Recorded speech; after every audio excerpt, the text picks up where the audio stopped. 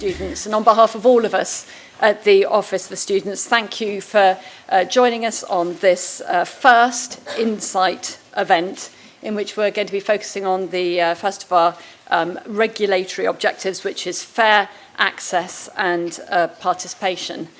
We're going to be holding 4 of these Insight events over the course of 2019-20, each one addressing one of our regulatory priorities. And the idea behind them is that we bring together experts in the particular policy areas, academics, students, student representative bodies and third sector organisations. And we want to share our perspectives, draw on examples of innovative or impactful practice from institutions around the country, and in that way enrich our understanding, all of our understandings of the issues and how we can strengthen the impact that we have. A few housekeeping things about this morning's session. First of all, we're going to be live streaming the entire session via YouTube. So if you've got any colleagues who are keen to join from afar, then they can tune in by following the link on the website, which is also on the slide there at the bottom. And welcome to all of those of you who are joining us remotely by the live stream. We're going to be making recordings of today's sessions available on our website. We're also going to be using the hashtag Fairer Futures, again on that slide, for those who wish to use Twitter. We're very interested to hear about your reflections and experiences of addressing these issues that we're going to be talking about today. And what we're proposing to do is to set up a series of short videos, which we'll then put onto our website and disseminate through social media. So if any of you have perspectives about what you hear today, or any perspectives about these sorts of issues at all and would like to make a contribution, we would be really delighted to hear from you. So if you can go down in the break or after this morning's session to the room which is flagged by the registration desk. There's videos, staff and support available, and do please pitch up and we will look forward to hearing from you and to help create a short video, which, as I say, we will then disseminate. We're not expecting any fire alarms today, so if you do hear a fire alarm, please evacuate the building immediately. There are 2 fire exits, the first through the main front entrance on the ground floor, the second on the lower ground floor by the cafe. You exit through the stairs to the ground floor level to get out. So, today's event, Fair Access and Participation, it coincides with the publication of our Insight briefing, which you would have seen, which is looking at the subject of contextual admissions. We at the Office for Students are challenging universities and colleges to be more ambitious and imaginative in their efforts to reduce persistent access and participation gaps. We know that contextual admissions are one part of the solution to this, and our first panel discussion is going to be addressing that theme, how to use contextual admissions effectively. We are also going to be looking at the critically important issue of how we narrow the attainment gap for Black and minority ethnic students. And then we're going to be moving on to discuss the particular challenges facing local and commuter students. So it's a packed and really important agenda this morning. We've got an absolutely outstanding range of speakers contributing to the discussion and the debate. Thanks to all of our speakers, and a very warm welcome to you. Thank you also to the media who are joining us, sitting at the back. We are delighted to have you here. But most of all, as I said, thank you all for joining us. So we're going to turn now to our first session, which is going to be my boss, the chair of the Office for Students, Sir Michael Barber. Michael, over to you. Well, it's a great pleasure being your boss. I don't think of it like that. But anyway, thank you very much. Thanks all for coming. And thanks to all of you for being here, to the array of wonderful speakers and contributors that we've got during the day, and the media colleagues at the back. It's not an accident that this is our first Insight event, and that this is also our first regulatory objective, which is about fair access, and I want to spend the time on that. For those of you who may not be familiar, just briefly on the OFS itself, we were established by the legislation in 2017, the Higher Education and Research Act. We were launched last year with a regulator for higher education in England, specifically, not the whole of the UK, and we're very ambitious for what is a fantastic higher education sector in global terms. For my other work, I'm often abroad. The number of times I hear people say really positive things about higher education in England it just happens all the time.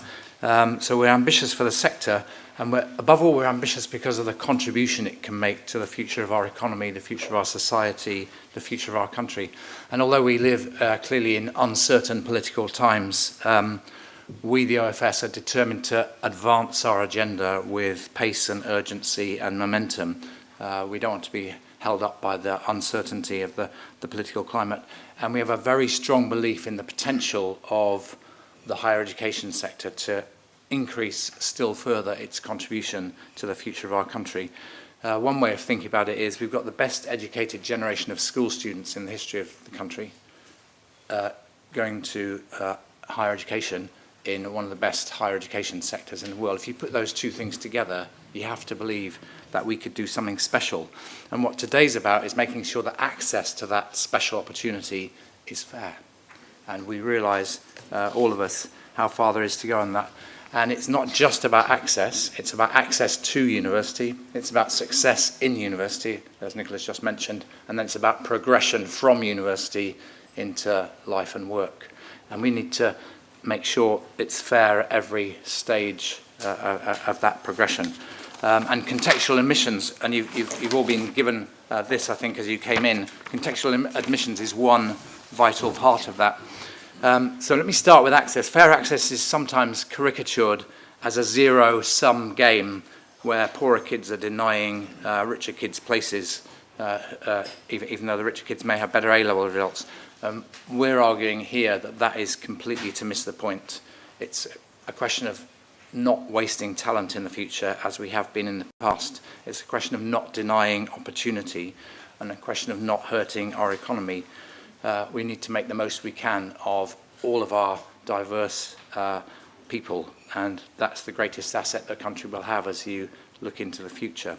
And a young person who comes from a tough neighbourhood and gets a certain set of A-level grades has often had to work harder in more difficult circumstances to achieve that than somebody from an equivalent with equivalent grades from a better off neighbourhood. And that's why, as we argue in the Insight brief here, that contextual admissions can play a significant part in opening up fair access. And by the way, we know, and you'll hear some of this later on, we know from some of the research that people are undertaking that students who get in on contextual admissions often do as well or better than other students. So it's not a question of in some way undermining future standards of universities. On the contrary, it's about opening up opportunity. In my past and to this day, when I visit great American universities, and we're going to hear from Kedra Ishop shortly, what I see, obviously there's all kinds of issues about admissions in American universities and controversies, but what I often see is a determination in those universities not just to look at test scores or exam results, but to look at potential for civic leadership, potential future public servants, potential future entrepreneurs, and this search for the future potential is not a perfect science, but the active search for potential is really important. And if those great universities find those kinds of people, they can give them a chance to shine that they wouldn't otherwise have. And however good A-levels are, and I'm a fan of the A-level as an exam, nobody thinks that A-levels alone are the best predictor of, or the sole predictor of future potential. So by reaching beyond traditional intakes in the way that the American universities I've just referred to, and you'll hear from Kedra in a minute, they've got something to teach us. And I should add that some universities in this country are already moving beyond that. In the Insight Brief, as an example from Bristol, 2 days ago I was visiting the University of Birmingham. They've got a thing called Access to Birmingham. I talked to 3 students who've come in effectively on contextual admissions and are doing really well there. So it's not just American universities we can learn from experience here. But it does mean that I think we as a system can be bolder in recognising merit and recognising that the opportunity that universities represent for transforming your future career trajectory needs to be opened to the widest possible and most diverse possible talent pool. As a board, and several of the board members are here and you can talk to them during the day, and the senior team, Nicola and Chris, that you'll hear from, we've been very clear that this is our top priority. We're really keen to use the opportunity as a new organisation to transform from a kind of incremental progress in this area to something much more substantial. So we're addressing it with real ambition, real urgency, and the incremental progress of the last few years is actually quite good and positive, and we don't wish to, we credit people with that, but we think it's not enough. And when I go to universities, I've been to 30 or so universities in the last year and a half, I hear that ambition reflected back. People do want to make greater progress, faster progress. They do believe that's part of the mission of the higher education sector, but actually doing it day to day is the big challenge. The leadership of this growing movement, as I hope it will become, from our point of view, lies with Chris Millwood, the Director of Fair Access and Participation. You'll hear from him in a minute. That role is created in law, separate and distinct, with powers vested in the holder of that office. So it's a very sharply defined key mission as part of the wider Office for Students, and it couldn't be in better hands. So we really want to seize the moment, and I'm just going to list 5 things that I think could be done in order to advance it. One is, I've mentioned it already, ambition. But the key thing with ambition is to turn it from a general aspiration into very specific, measurable goals. And we want people to set goals for the future and then track progress towards them. So we turn the ambition into something concrete and measurable and trackable. So that's the first thing. Secondly, it needs to be a sustained drive. When Chris started consulting on the new approach to fair access and participation, he heard people say, well, just doing it 1 year at a time, as was the old pattern, was helping make progress, but it stood in the way of taking a strategic perspective, an ambitious perspective. So we've changed that. And universities are invited to think 3 to 5 years out. What could they do over that period of time? So the first point was ambition and turning it into trackable goals. The second is sustained drive over a 3 to 5 year period. None of this will happen without sustained effort. Bertolt Brecht once said, socialism will never come. Sorry, he said the red dawn of socialism will not come after a night of sleep. And I'm not talking about the red dawn of socialism, but I am talking about fair access and participation, and it won't come after a night of sleep. This is going to be very, very hard work. So ambition and a sustained drive. Thirdly, there needs to be some pressure for change, and that's part of our job. The access and participation plans that Chris has invited universities to submit are part of that pressure. The targets that we're going to debate with universities are part of that pressure. The regulatory framework and the powers it gives us and the powers vested in Chris's office, these are part of the pressure. But big change doesn't come just from pressure, it comes from support as well, which is the fourth point. So we've got our the National Collaborative Outreach Programme, which we're investing money in, supporting a range of initiatives in that area. We're helping with the data, some of which we published very recently and which all of you will have seen or certainly have access to, and that will enable much better informed discussion around the system as we do this. Thirdly, on this support point, we're setting up this new centre for sharing best practice, which goes under the short name of TASO, but it actually stands for the Centre for the Transformation of Access and Student Outcomes in Higher Education. So this is going to be a place where people can find out what's going on, find out what's working, building very much on the kind of what works centres that have been used in other parts of the social sector over the last few years. So I think that will be an important contribution. So the idea is to get the right combination of pressure and support. And then the final, my fifth point is continuous learning. If we're going to achieve some of these ambitious goals that universities will set, one of the interesting things about an ambitious goal is often when you set it, you don't know enough to achieve it. If you did know enough, it wouldn't be that ambitious. But if it's a really ambitious goal, you don't know enough at the beginning. You have to learn as you go. And that's about using the data, the best practice, the benchmarking, all of the things that we will put in place.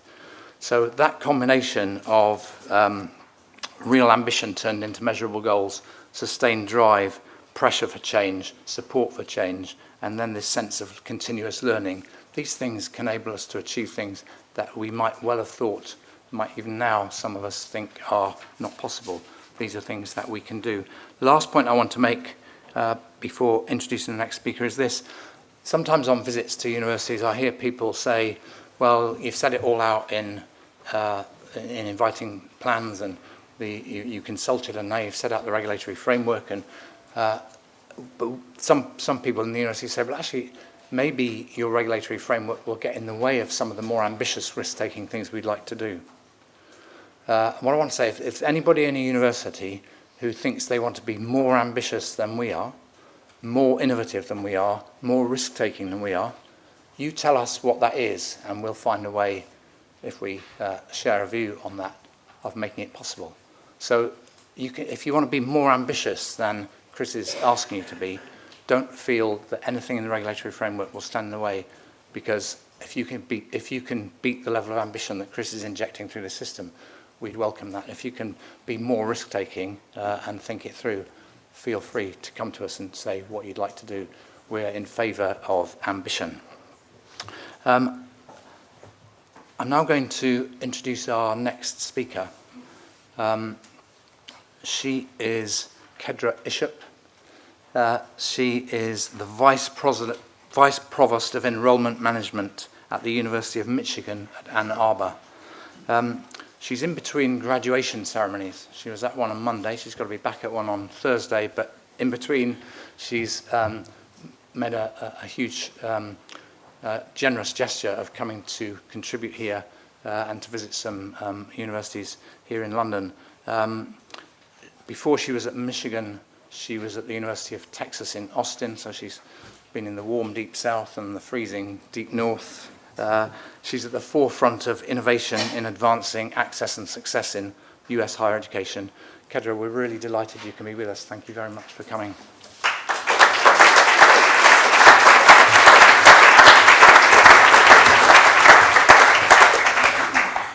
I've come to determine that I really do kind of prefer the intersection of the spring in both Texas and Michigan. The extremes of both sides are less than pleasant. It's really my pleasure to be here speaking with you on this really important issue. I believe I was invited because I do have this experience of intersection between the University of Texas at Austin, the University of Michigan, two institutions that like to interact with our court systems around issues of race, ethnicity, affirmative action, and university admissions.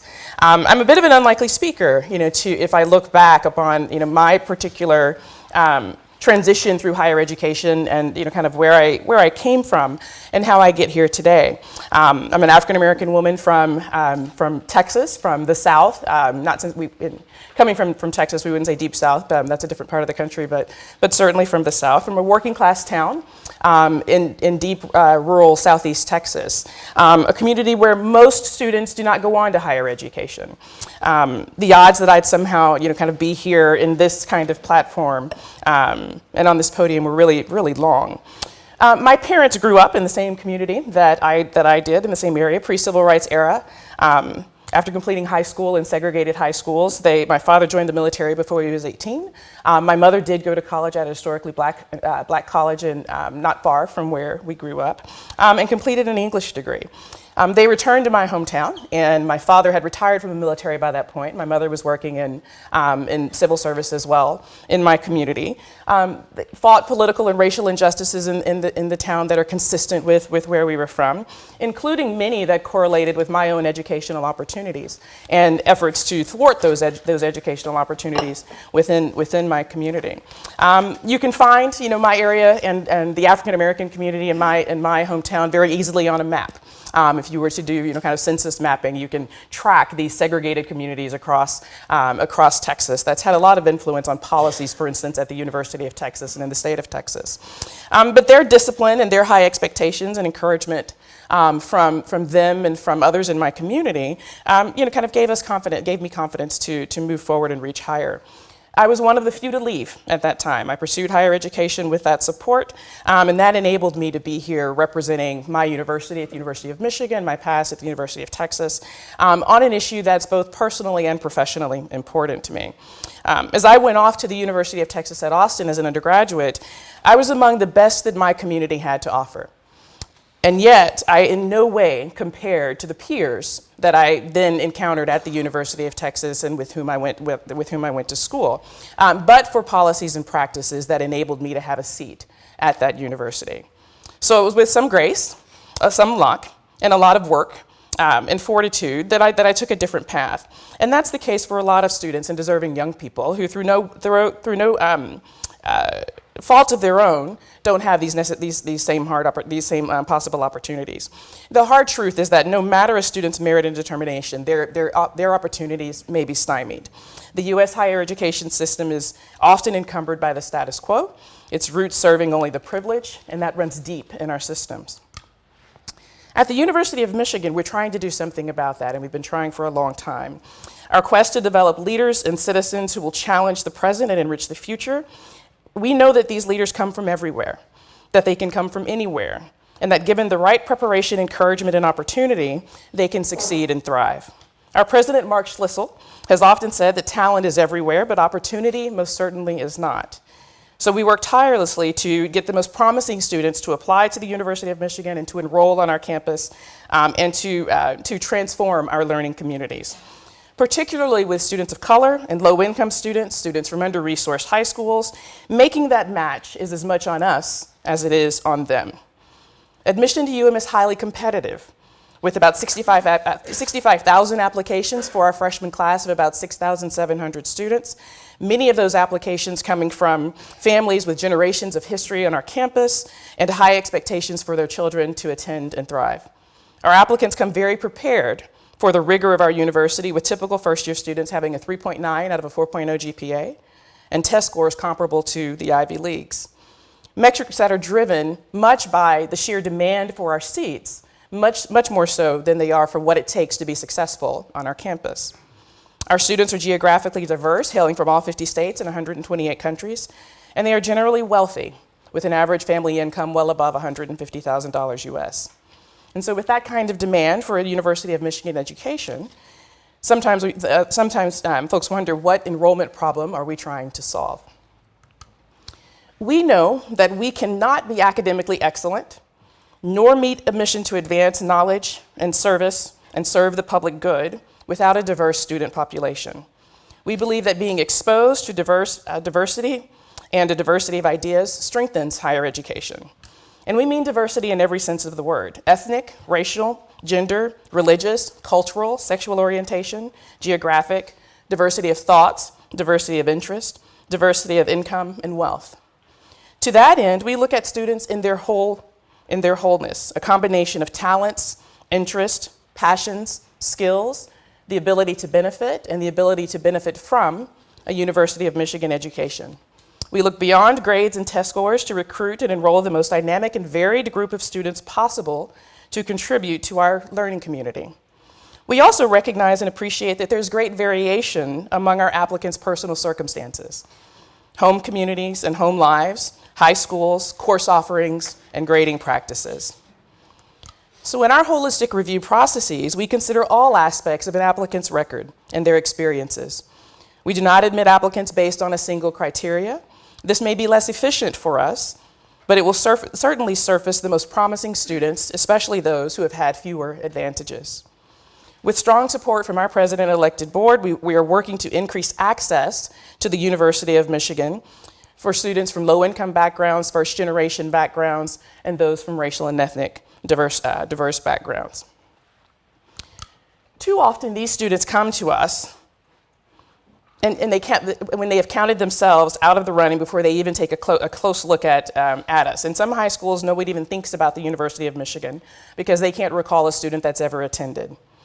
Because we're a highly selective institution with a strong global reputation, students, their parents, and their counselors tend to make false assumptions about our interest in them and about their potential for admission and success. They also incorrectly judge whether or not they can afford the cost of a UM education. College education in the U.S. can be expensive. Funding for state universities has declined over time. Tuition increases have outpaced inflation, and families are feeling that burden. We have worked really hard in recent years to dispel myths about our affordability and access, while we've also dramatically increased our financial support for students.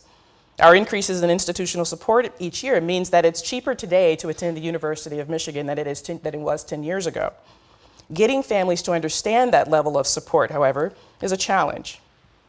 As a research institution, we wanted to apply research and practice to inform our policies. Research that examined affordability and access in national studies provided us with a rubric to test our ability to change the application behaviors of low-income Michigan residents. And from that, we knew that we needed to develop an outreach campaign that focused specifically on them.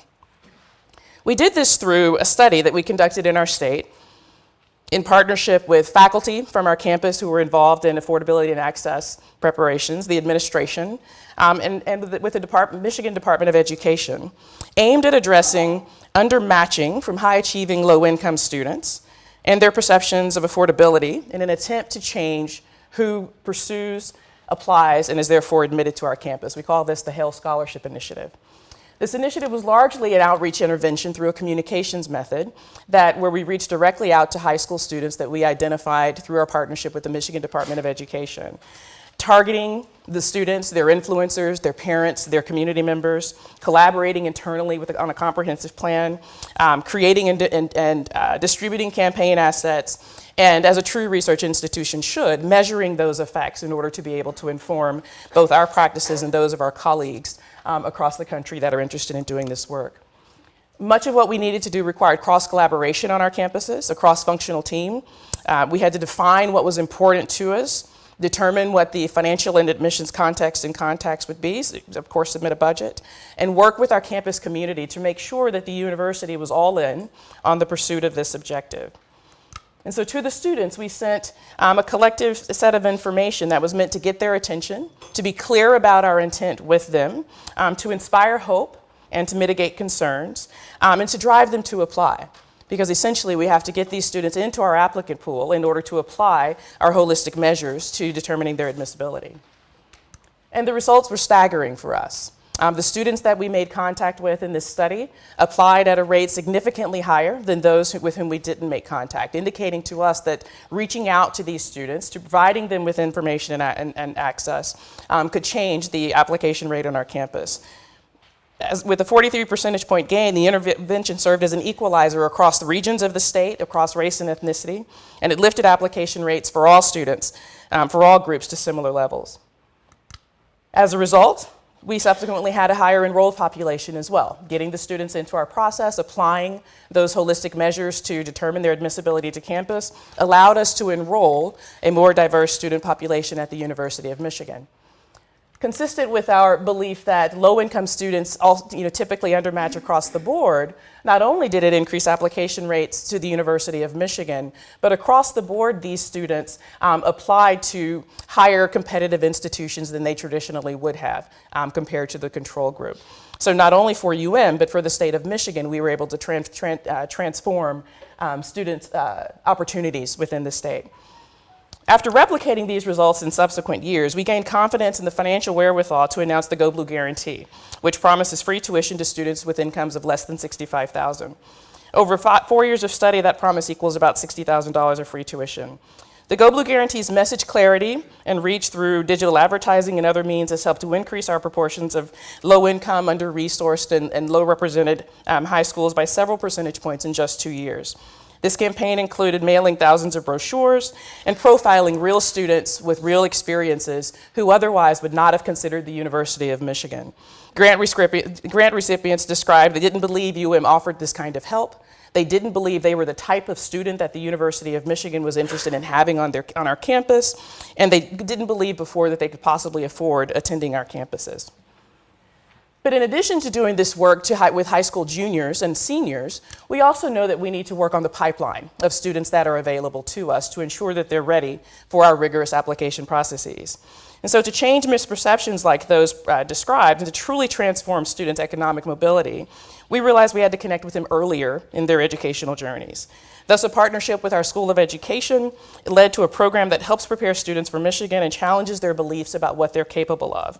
Wolverine Pathways requires students to commit to weekend coursework in middle school and high school with a huge potential payoff that includes tuition support should they choose to enroll. As Sir Barber also mentioned, though, we recognize that this is not just about getting students to campus. We also realize that students from these backgrounds also need to support to thrive on our campuses. We did not just bring the students to campus and move on. We continued to engage with them, to query their transition experiences through focus groups and surveys, to understand how they were making meaning of their academic and social experiences, and how they were navigating the academic and social environments of the University of Michigan. While financial aid is part of the solution, we also learned that they continue to have challenges that we as an institution have to ensure that we address. Among these, feelings of academic insecurity, lack of trust and faith in the process, and social invalidation. We fostered this through academic and faculty staff mentoring and coaching, and have launched a student support task force to understand and address the barriers and constraints that low-income students face with us. And finally, we partner beyond our institutions. Our Urban School Initiative seeks to identify community-based organizations across the country with whom we can partner to engage promising prospective students. We've joined with the Coalition for College Access, where we are united with 140 other institutions to support lower-income, under-resourced, first-generation pre-college students with college access, provide responsible financial aid, and bolster their success in college and beyond. And we're getting better at this, but we have room to improve. Our membership in the American Talent Initiative is requiring us to be more accountable to and measurable with our access and affordability goals. This is the benefit of the public call to action. As part of ATI's founding partners, we set an ambitious goal of achieving 20% Pell eligible enrollment for our newly enrolling class by 2021. We have a big lift on us to do this in a short amount of time, but we know that our work is not just about enrollment. We also want to make sure that we foster equitable outcomes for these students relative to their peers. ATI gives us a look at what's working with other member institutions so that we can effectively apply best practices tested on our campuses in our institutional context. And it allows us to set stretch goals, as we've done with ATI, to challenge ourselves and to bring our best thinking and energy to the enrollment planning table. Sir Barber references a few points that I think are really relevant for what we're doing in this space. Sustained efforts, pressure to change, continuous learning are all a part of the opportunity that collective action allows us to enjoy, not just to learn from ourselves in our own institutional context, but also to learn with others. Thank you for having me. I look forward to the panel.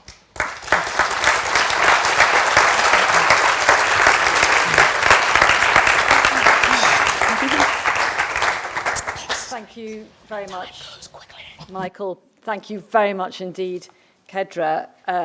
What I hear from that is absolute focus, absolute commitment, and absolute impact. It was a really inspirational presentation, and I'm very much looking forward to keeping in touch. So thank you both.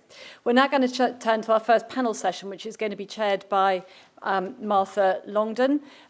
Martha, who will be introducing the speakers, is our student representative on the board and is also chair of our student panel and has made a fantastic contribution to our work. So thank you very much, Martha. Over to you.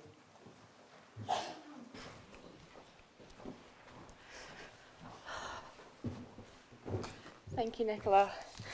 I'm delighted to be chairing the first panel of today's event on the subject of contextual admissions.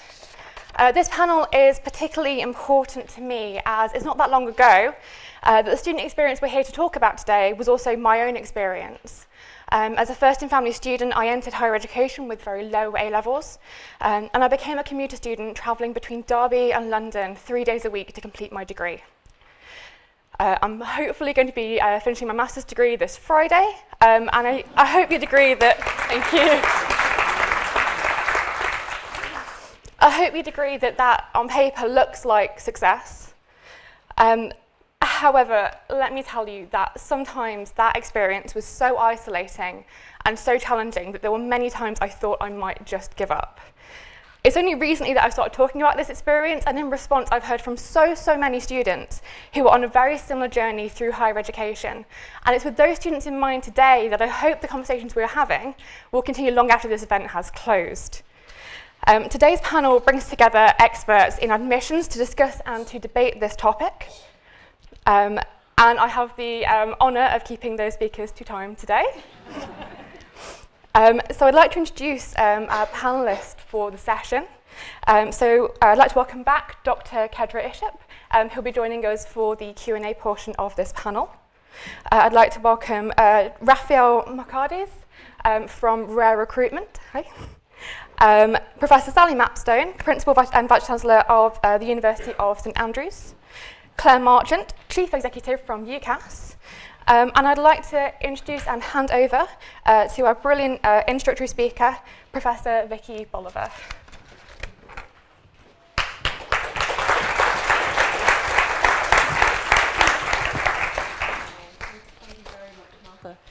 I'm going to talk about our current approaches to contextualised admissions enough. I think you can probably guess what the answer to that question is going to be.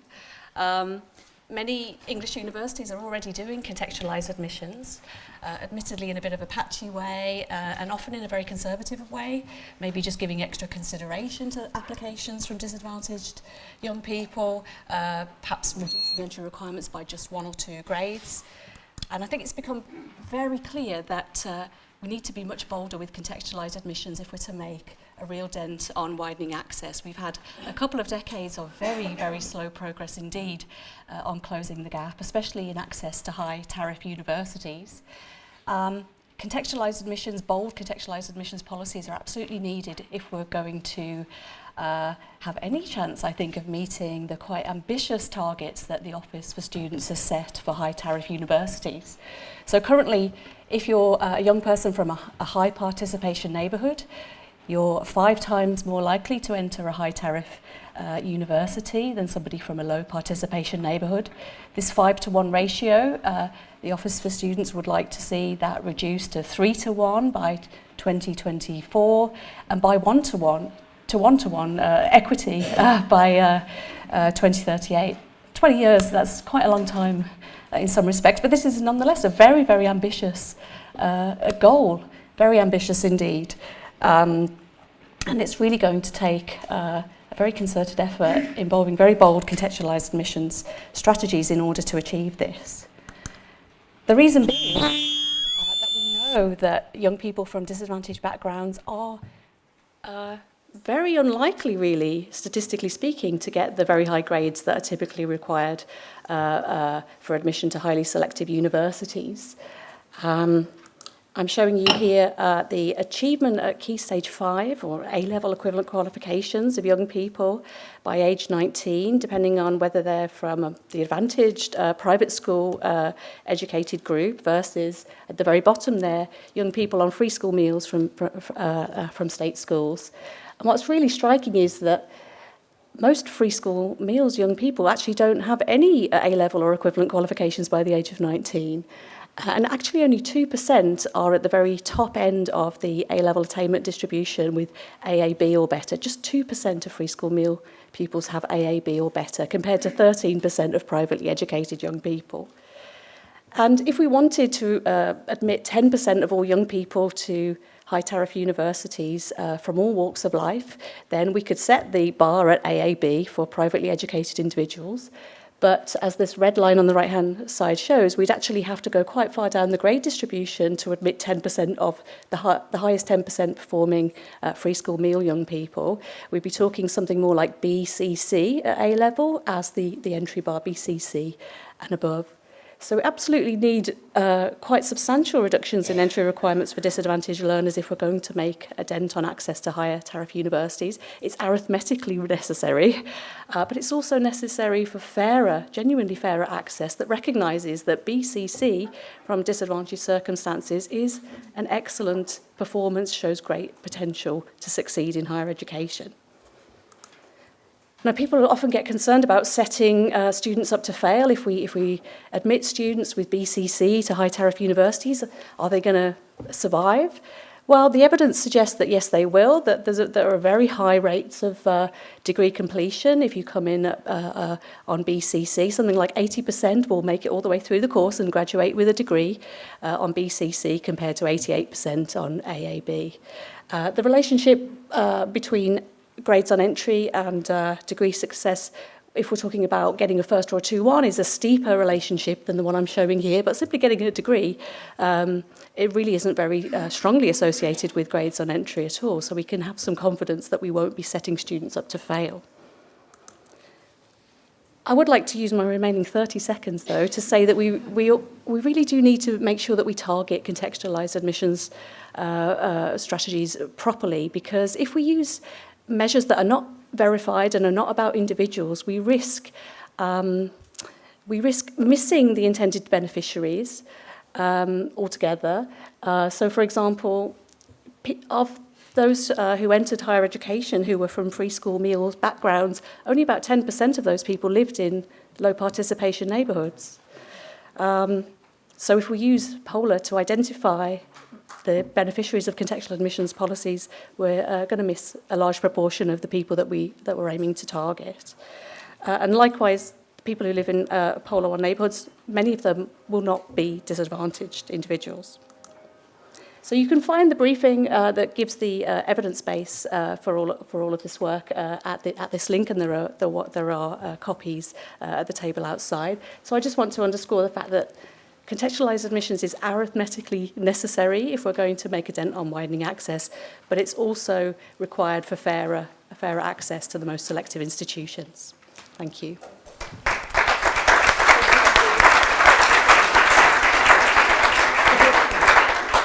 Please join me in welcoming Claire Marchant to give her opening address. Morning, everybody. I'll just cover a few slides, both in terms of context, but also measurement and progress. And Vicky touched on some of that, as well as UCAS's support for contextualised admissions and widening access and participation, some of the ambition that was outlined earlier. So, first of all, I think it's important to remember the context is changing, and it will change over the next couple of years. But certainly, if we look at the sort of strategic approaches that Kedra was talking about over 5 to 10 years, our applicant base is changing. And it's changing in terms of the numbers. So if you think about the number of 11-year-olds today, the number of 18-year-olds by the time we get to 2026 will go up by 14%. So the volume of applicants is changing. But what that slide doesn't say is their expectations are changing. So I will talk a little bit about how we can support universities and colleges. But if we think about setting aspiration, then actually we need to think how we communicate with those young people, with mature students as well. And very often we are not doing that effectively as a sector because it's not the means, the channels with which they are used to engaging with. It is also uneven. So that sort of demographic dip and then massive incline is uneven across the UK. Some things are not changing, and that ratio, and we talked about different ratios, but certainly in terms of the entry rate based on POLAR, the current metric, that 2.36 to 1 in terms of those most advantaged to disadvantage has not changed over the last 4 or 5 years, and I'll provide a little bit of data on that. I said I'd talk about measurement, and Vicky sort of touched on this. I passionately believe that we are being very single-dimensional in terms of how we measure this, and actually opening up and looking beyond postcode and beyond the place you live to other characteristics. And I noticed in the insights briefing around individual level data is really, really important. My previous job, I was a local government chief exec. You know, you're a care leaver. that on its own makes you very, very vulnerable, makes you in a place where perhaps you aren't being given that support to have some of that aspiration. So certainly where we would like to be, and having developed the multi-quality measure, which includes elements around whether it's care leaver, whether it's around ethnicity, free school meals, we think is a broader measure. And what you can see here, and quite happy to share this after, is that if you just take Polar and quintile 3 in Polar 3, you've got a massive disparity in terms of different types of potential applicants there. So in just that one quintile, you have different genders, your different ethnicities, people who are on free school meals, people who aren't, and yet the way we're characterising it at the moment is as a single quintile. So it does leave us with blind spots.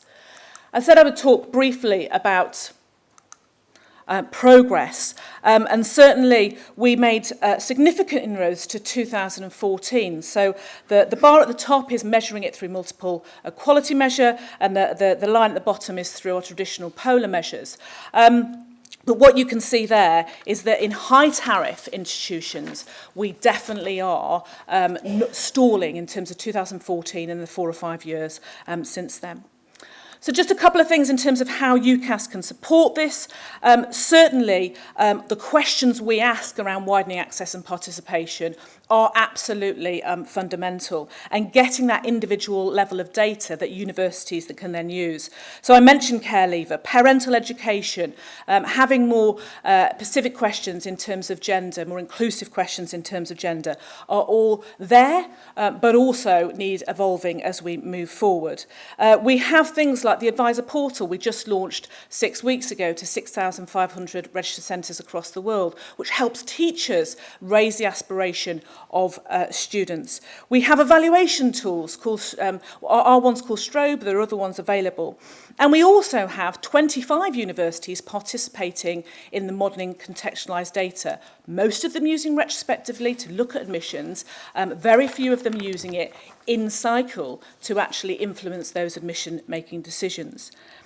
And I go back before I finish to, that's all very well, having lots of support for universities and colleges in terms of how they can measure it and what they can do to evaluate it. Key, and Kedra touched on this, is raising the aspiration of the students in the first place. And so when they come to make their 5 choices, their 1 choice or whatever, understanding, making the information advice that they use to inform that decision accessible, creative, exploring out their choices is absolutely fundamental.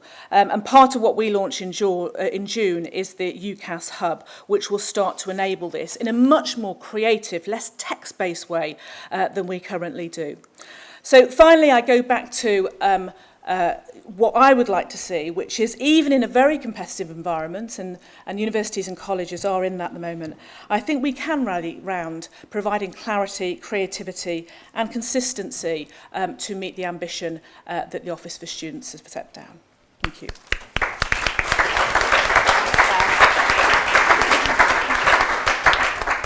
I'd like to invite Sally Matthew to take the stage. Thank you.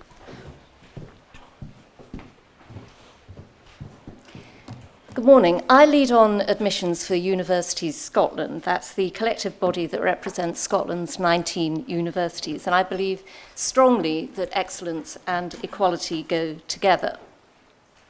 Scottish universities operate within a framework where the Scottish Government has set a target that by 2030, 20% of Scottish students will be from SIMD 20 backgrounds, that is, from the most disadvantaged backgrounds, as calculated by the Scottish Index of Multiple Deprivation.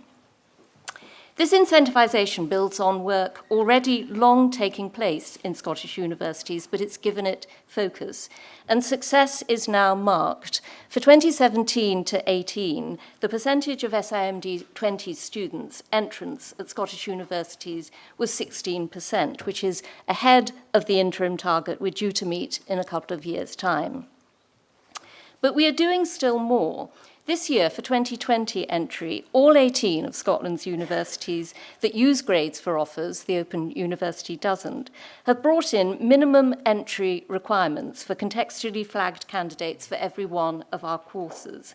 Offers made by universities will differ depending on their courses and tariffs, But candidates who are contextually flagged by universities may receive an offer in relation to Scottish hires that can be as much as 4 grades lower than the standard offer. A-level candidates would also see minimum entry requirements, as may IB candidates. In addition to this, universities have made a commitment that from 2020 entry, care experience candidates who meet minimum entry requirements will be guaranteed an offer of a place at university. The slide you can see gives you an indication of how this works at St Andrews for 2 of our courses, physics and philosophy. It also shows you that we have a variation on the standard and minimum entry scheme. In a number of our subjects, we run gateway courses for students from disadvantaged backgrounds and low-achieving schools who have the potential to succeed, but who need a different type of first year, in which they can acquire certain learning points on which they've missed out. If they pass their first year exams, they go into the main sub-honours second year with everyone else. A crucial factor to take on board in this context, however, because it distinguishes the Scottish from the English system, is that numbers of Scottish students at Scottish universities are strictly capped because the Scottish Government contributes to the cost of their tuition.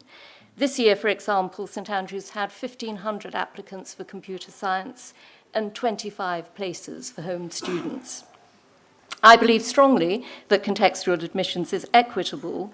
I do think that the combining of it with a capped number system has the potential to produce inequities. And lastly, what this slide also illustrates is something on which I slightly part company with Vicky. Vicky's formula for how to increase access through contextual admissions is that it is formulaic. It's not close to the lived experience of doing admissions. It makes little allowance for subject variation and the requirement of different subject areas. Our physics tutors at St Andrews will lower minimum entry requirements only to the extent that they judge a candidate will get through the course as successfully as most other students. They will adjust the offer further for those candidates that they can take onto the gateway courses who will get a differently supported first year. So I'm very supportive indeed of contextual admissions, but to be thoroughly understood and rolled out successfully, their own context needs to be evaluated. Thank you.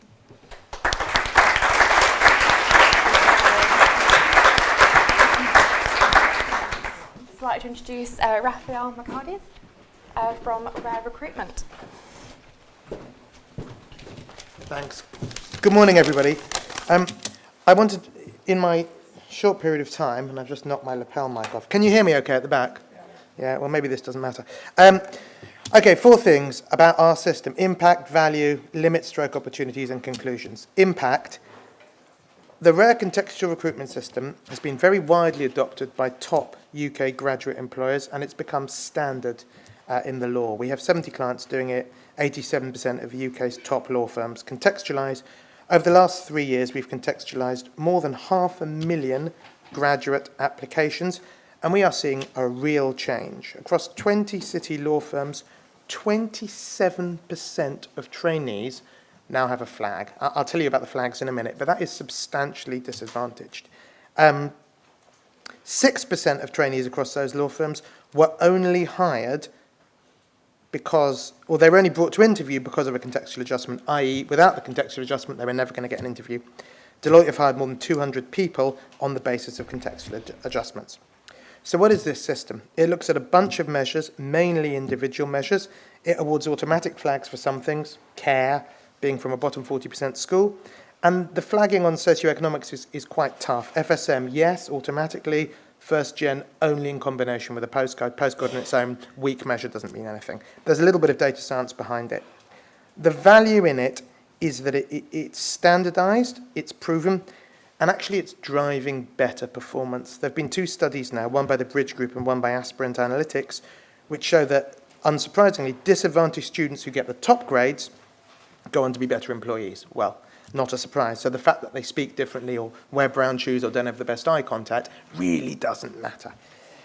What are the limits of this approach? Well, clearly, contextualising someone with 3 A's who doesn't look you in the eye is more straightforward than contextualising someone with 3 C's who doesn't look you in the eye, and I think there's an interesting conversation there. And, of course, if you are contextualising the 3C person, as Sally said, and as the LMH experience has shown, giving them lots of help before they start whatever it might be, their university degree, their legal training contract, will make the outcomes more equal in the short term. In the very long term, I think they're a good bet, actually, because of your point. But there is something to be gained in the short term. The final point I'd make is I've built a career on proving that diversity and quality can come together. The thing I hate with a passion, is this idea that if you're going to embrace diversity, you're going to see standards drop. Hate it. Now, let's be real. More than 50% of black students are not getting a 2-1, and that matters. In employment, that matters a lot. People don't like people who don't have 2-1s when they're recruiting. It may not be the case that should be how it is, but it is how it is. And so I think we do have to be very, very careful as we contextualise more and to avoid this idea of subprime degrees for subprime communities. I want people who are black, who've been in care, who've been to a low-performing school, to have the same opportunities as the posh white kid. Just getting into an elite institution does not automatically give you those opportunities. We have to do more than just get people in. We have to give them the chance to succeed, the level playing field they need to succeed. Thank you.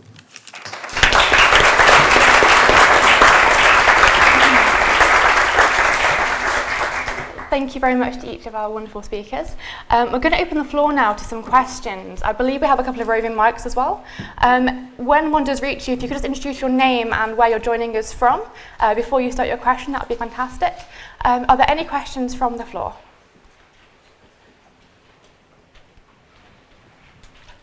Okay, over here. I'll kick us off, why not? Sal Jarvis, University of Hertfordshire. I think my question is, very much the thrust, and I understand that, is around elite universities. But actually, my university wouldn't count itself as an elite university. It would quite proudly count itself not as an elite university. And I'm interested in the panel's views on the roles of that wider group of universities who don't, I believe, offer subprime degrees, but offer something special in fairer access, in widening participation for all our students. Okay, any takers? I mean, I don't mind kicking off in terms of that, and having been to Hertfordshire, a really great university, and saw some great experiences there. One of the things that I didn't touch on, and I think has worked really well with universities like your own, is place-based approaches. And so what works there will not work, in Worcestershire, where I come from. It won't work in the centre of Newcastle. And so some of the things that I think we can learn from universities that I've been to, like yourselves, is where you have the university working with the local authority, working with secondary schools, working with early years even, right back into that space. The police and the fire, who often have community connections that go beyond where local government and universities could get into. So I think there's a lot to learn from elite universities, to the sorts of universities that you're representing and talking about in terms of place-based approaches. Can I just add to that? I think we're all in it together, actually, is for me the really key point. And one of the things we've done in Scotland, where we have 19 very, very different universities, is another intervention we've made this year, is that we have regularised as far as possible how we present information to potential candidates and their parents and advisors, so that a student looking across a range of universities will broadly see presentationally that they're using the same diction and parlance, and the message across the piece is the same. This is about raising aspiration and widening participation broadly. So in that sense, I appreciate there are significant differences, but we're all trying to encourage more people with terrific potential to get in. And if we can make it clear that the message that we've got broadly across the piece is the same, I think that benefits everybody. Raphael? So one of the things my clients tell me all the time is we want to broaden the range of universities from which we recruit. We want more people from outside the Russell Group. They also quite like 3As. Right, and there's a little bit of a tension there. We've built this tool called Vantage. We haven't launched it yet, but I'll tell you about it because it's directly relevant. It's a tool for law students, and they go on, they fill out an application form, takes them about 5 or 10 minutes. They fill in their school grades, by which I mean secondary school, their contextual data, and they fill in their university grades, and that's it. No work experience, no extracurriculars, no opportunity to look shiny because your dad got you a week in a hedge fund. None of that. Just purely biographical information. And recruiters can then search. And one of the searches recruiters could do, for example, is they could search non-Russell Group universities at least a 65 in contract law. Because there are certain data points which in isolation, if you're a law firm, if someone's outperforming massively in contract law, it doesn't matter if they've got B's and C's at A level. If they've got flags, they're probably worth a look. And so from my point of view, it's not about elite versus non-elite, it's about helping my clients get the best people and giving them meaningful data points, not who do they know, or how do they dress, how do they talk, how clever are they, how resilient are they, and we're developing the data points to help clients do that.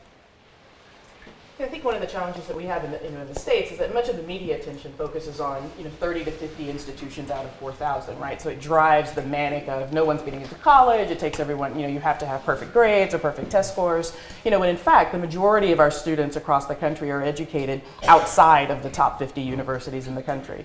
And the selectivity rates and whatnot of those institutions are very, very different and much more open and accessible, than those that sit in the top 50. But the challenge we have is that what our young people see is represented by those top 50, right? They see and they aspire or fail to aspire to going on to college based on the selectivity rate on average of 10-12% of 50 universities in the country. So I agree that there's a bit of we're all in this together, right? To change the notion of even for selective or elite institutions, what access looks like and what opportunities we have on our campuses, but also very much so that those of us that sit in the really selective institutions have to move beyond that doesn't work here, that we see from our partners at other types of institutions, and instead look at the opportunity to find best practices amongst those who have been doing this kind of work with these kinds of students already and applying it to specific bridge programs or support mechanisms.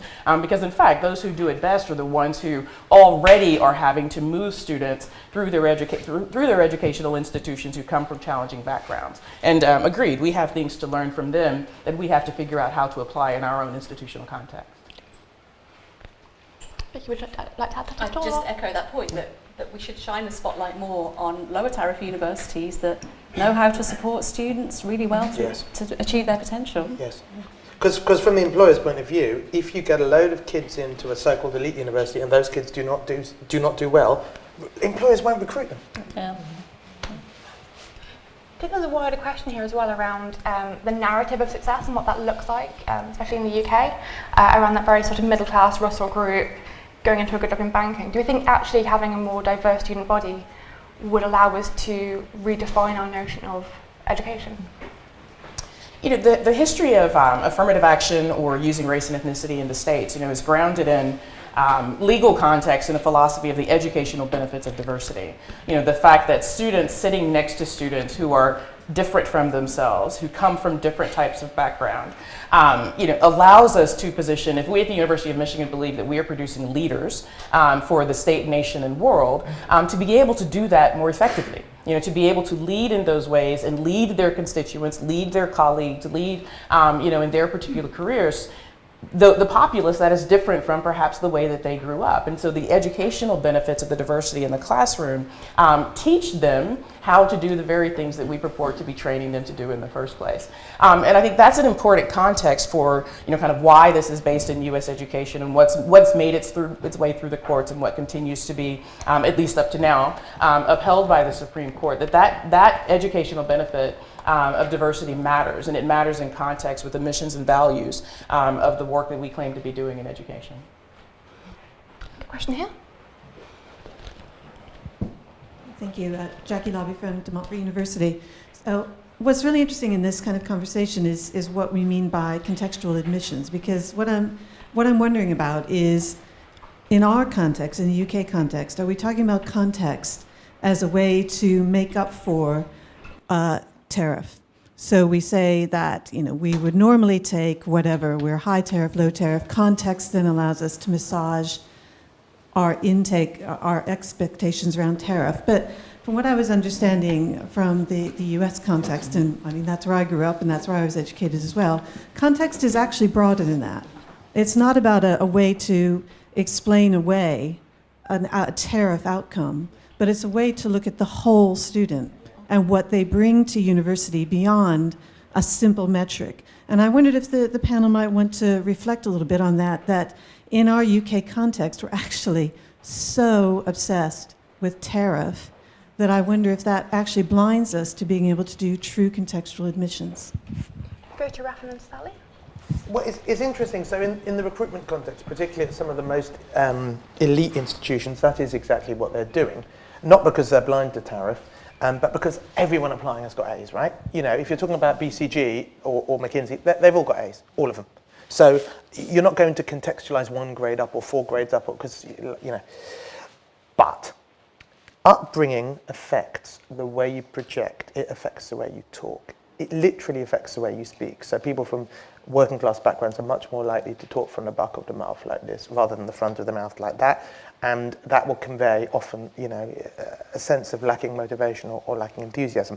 The examples they choose when they're asked for an example of leadership are likely to be different. So even if you go CV blind and grade blind, this stuff really matters.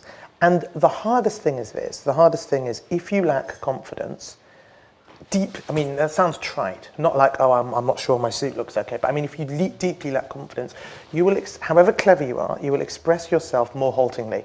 It's not about being commercially aware. It's about being commercially fluent. And so the conversation that's being had is twofold. One is, bearing in mind all this biographical, contextual data that I now have, having interviewed this person, can I make a different decision than I would make without that? And two is, to your point, I'm trying to create a team here. And you know, just as the best set of financial assets, according to modern portfolio theory, is not 5 mining stocks, but it's a combination of stocks and bonds and alternative investments from different sectors, it's the same with a team. It might be easier to manage 5 mining stocks, it might be easier to manage 5 posh white guys, but if you want to optimize for performance, you need to change your management and get a wider group of people. So funnily enough, in elite graduate recruitment, that is exactly what is happening. And you know, there's a contrast between my clients. So the very top consultancies, law firms are doing that. Some of the others are like, oh, we like ABB, but we'll take BBC if they're this or that. And I'm like, you know, have you really got the data science to prove that ABB, which is kind of sounds a bit arbitrary to me, really. ABB means you can be an accountant, but BBB means you can't? Really? So I'm with you. I think you're right. So I take your point, and I think it's well made. I also think that contextual admissions is very much about people, and it's about potential. I agree with your points too. Before I went to my post at St Andrews from 1984 to 2008, I did admissions every year at Oxford, where students are interviewed. And it's entirely true that people do present very differently at interview, and that's one of the things one really, as an interviewer, has to understand. Sometimes you could be interviewing somebody who'd never had an interview before. They didn't actually know what you were supposed to do in an interview, insofar as you are supposed to do anything. So the importance for those who were interviewing was actually to understand the context in which they were operating and understand that these are questions to do with background. They're also very much questions to do with ethnicity and gender. People present very differently in different environments. I think you can extend that across the university system to how one approaches admissions generally. We are looking at a kind of a basket of evidence. Personal statement, how one presents one's work. Now, people have reservations about personal statements, but actually, to a great extent, I think you can trust admissions tutors to read through looking for potential. It's not necessarily the most polished statement. It's the one that expresses that curiosity, that desire, that interest in the subject. So it's not just about levelling up through contextual admissions. It's actually, if somebody is flagged, taking that application really seriously, understanding what the flags mean, and then reading what they've put in with great attention. All of those things mean that those candidates are getting a particular form of observation that, to my mind, is an entirely fair levelling up. It's not perfect, but it's not just about rebalancing the tariff measure. Question? So I think I'm sort of agreeing with Sally. I'm a pragmatist. So for me, it's it's all very well us being here and talking about today, but there's heads of admissions around the country, the 4 countries that have to make decisions on a day in, day out basis. And what tools do we give those heads of admissions and their teams from tomorrow? And there are tools available. So talking about individual level data, that they can see some of those metrics which give them a fuller sense of who that person is and their background. The personal statement is one element of that, but there are other flags and questions, and there will be more as we move forward as well. So things like parental education, things like being care leaver. So I think it's about giving those teams some tools to move towards a more holistic view of the individual. You never get it all if you're not doing an interview or something like that. Okay, I saw a hand just over here previously, so if you go here and then just gentleman just there. Hello, I'm Maggie Leggett. I'm from Queen Mary University. That's a Russell Group university. It's based in Tower Hamlets, where 39% of kids live in child poverty, and that's either the highest or second highest, depending on what you read, boroughs in the country. However, we have no polar 1 or 2 quintiles in the borough. We recruit really heavily locally, and so it is a problem for us as a university. Vicky, you touched on this, but I would really like to move away from polar, and I wonder if we could start that as in our processes. Vicky would like to start off, and then we'll come to Claire. Oh yeah, well obviously I echo that, and I think it's going to be necessary, isn't it? At least in the interim, if we're continuing to use polar in some way, to also acknowledge widening access on these other metrics like low family income, etc. We absolutely need to build that into the access and participation plans, that those recruiting students from low-income backgrounds, even though they're not polar 1, is widening participation. So I'd absolutely support that. And I would like long-term to see a move away from metrics that aren't about individuals and their immediate households. Yeah. So echo that. I mean, I'm passionate, and MEM isn't my thing. It was UCAS developed it well before I joined UCAS. So it's not but I think the idea of something multidimensional, and it's not perfect either. So we will need to evolve it as we move forward. But having a multidimensional measure, I think, is really, really important. We may be, and that slide demonstrated it, measuring the wrong thing at the moment. So the fact that we've only got 25. I mean, I bigged up 25 universities there. But the fact that we've only got 25, even using it retrospectively at the moment, is slightly disappointing in of itself. Raphael? Well, 3 points. One, I think Queen Mary is really, really interesting because it's a Russell Group university. And as a recruiter's experience is, socially and ethnically, it looks more like City University London. Grades-wise, it looks more like UCL. And the outcomes are somewhere in the middle. It draws very, very heavily from the boroughs of Tower Hamlets, Newham and Hackney. Now, just hold on a minute. Those boroughs have got quite good educational attainment, despite having terrible measures of inequality, poverty, poor housing, etc., etc. And there is something interesting there. There are 2 ways statistically to fix this. One is to drop the tariff. 2 is to replicate what's happened in the education system in Tower Hamlets and Hackney.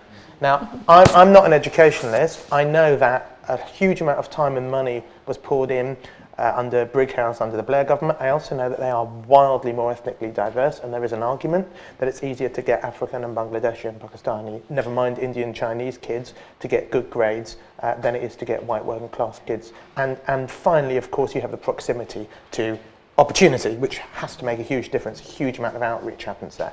But I think it's an interesting case study. On polar, you are obviously right. MEM barely uses it, doesn't use it. The rare CRS barely uses it. And on your point about the institutions, we've got 50 law firms using this to make decisions. So in that, I mean, we have other companies too, but in that profession, it has become normal to use contextual data in the making of decisions, and it doesn't include polar. And I think the outcomes are, speak for themselves in that respect. Should we take a question from the floor? There was one just halfway down on the right-hand side. Thank you. Johnny Rich from Push. A key challenge for contextual admissions is the way that the tariff is used in messaging for the student, the prospective student, understanding here's a course that requires 3 A's, therefore it is a good course, versus one that requires lower grades. Also, that messaging is heard by parents, by employers, and by league table compilers. How do we break that? Because in order to get to the 2038 point of equity, we would obviously need contextual admissions that have no standard tariffs. It is 100% contextual. You look at the individual in a holistic way. I think a good starting point, and this is one of the conversations that we've started with our admissions community, so the heads of admissions around the 4 countries, is actually what are actual entry levels, actual entry, and it's very different sometimes what they read when they search up for, University of X, what am I going to be required to study law, actually what's going on underneath that. And I think sometimes it's very off-putting. And you mentioned about parents. I've had conversations with parents. Oh, Johnny would never get into this because of this tariff entry requirement. So I think one of the conversations that we can helpfully lead within the sector is why not publish those actual entry tariffs? I totally agree, and there have been efforts to publish the actual grades, and sometimes successful efforts, but then that might discourage universities from actually taking a contextual approach, because by doing so they reduce their messaging. Which is why it needs some thinking through, and it also needs thinking through in terms of what is a changing market, because with that demographic increase that I just described,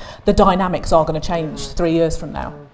I think in the States we have similar challenges, right? I mean, we walk into certain high schools or certain communities and say, that our average is a 3.9 and a 1420 on the SAT, and there's no one from that school ever, that has achieved, that level of particularly testing achievement.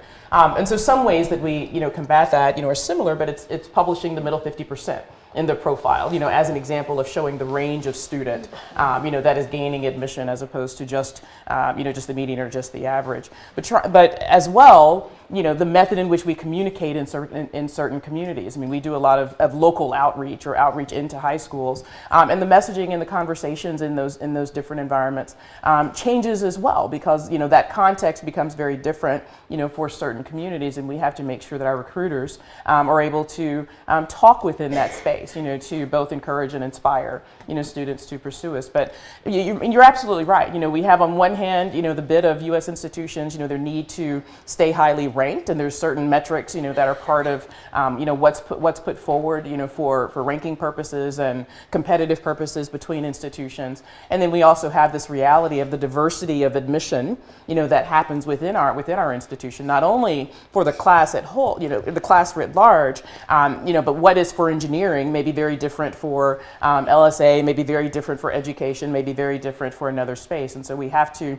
have some transparency into that to I think affect both sides of the issue, to give students an opportunity to see themselves as the possibility, but also to set to manage expectations of those that have high-end credentials who may or may not be get admitted at the end of the day, because we do believe in this contextualized approach to admissions, and therefore every perfect test score or perfect GPA is not guaranteed admission, and we want our applicants to understand what our mission is in that process as well, so that both sides, have a bit of a reality check.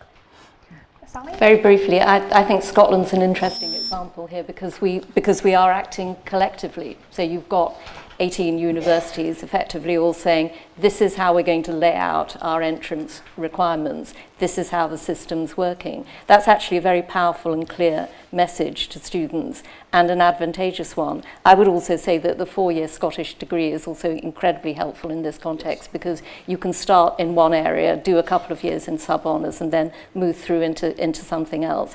It enables you really to mature and develop as an individual, and that, for those from disadvantaged backgrounds, is particularly helpful. Look, I think if you compare England with Scotland or the United States, 3 years plays 4 years, right? And you compare the UK with the US, you specialise much earlier, especially in England compared to Scotland. You do A-levels. A-levels are hard. And so it's brutal. The English system is brutal, and Oxbridge is seriously brutal. I went to Oxford. I had done a gap year. I'd had a scholarship to a private school beforehand. I had everything going in my advantage. I rocked up there. It was hard. 2 essays a week, some crazy guy by a fire drinking sherry, like firing questions at you, and it's just you. Nowhere to hide. That's hard, man.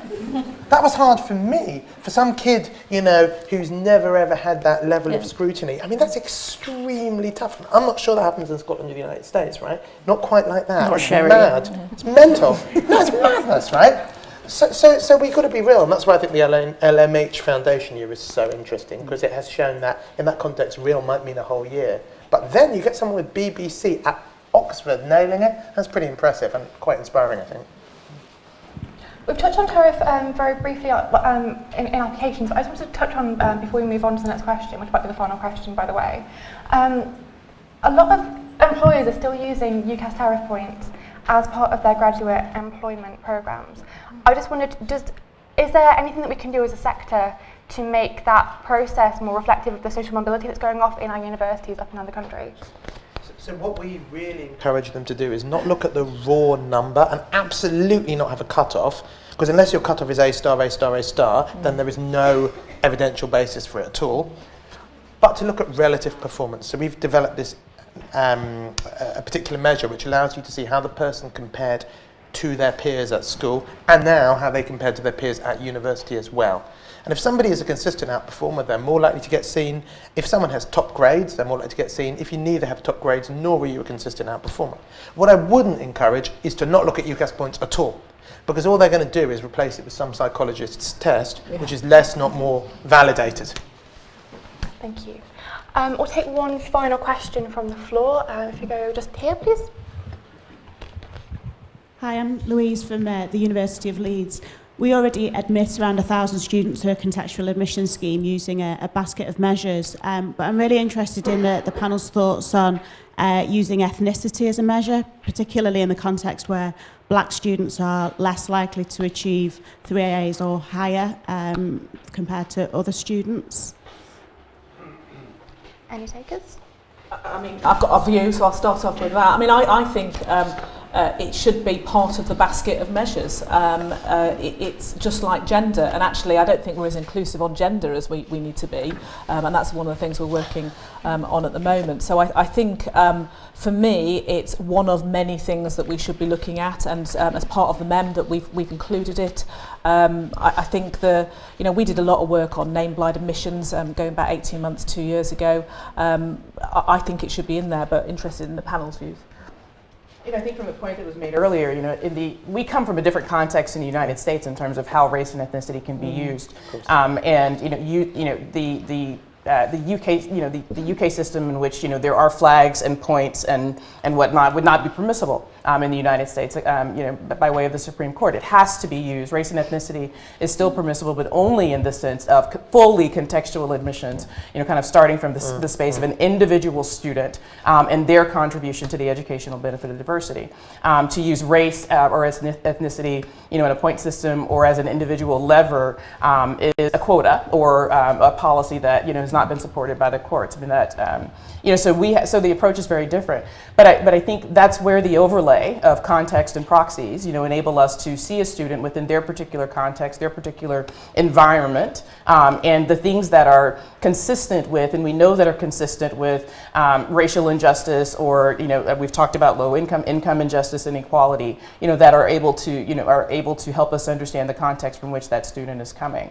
African American students or low income students, there are certain traits or situations in which they are perhaps in less advantaged schools, have different kinds of opportunities, and so we apply a broader context that's able to capture that individual experience, but it is an individual experience, not one that's based on applying a concept to an entire race of student, or we're even careful in the context of applying it to an entire category of by income, because it does come down to the individual circumstances of a student, that we're reviewing in our admissions offices and admissions processes.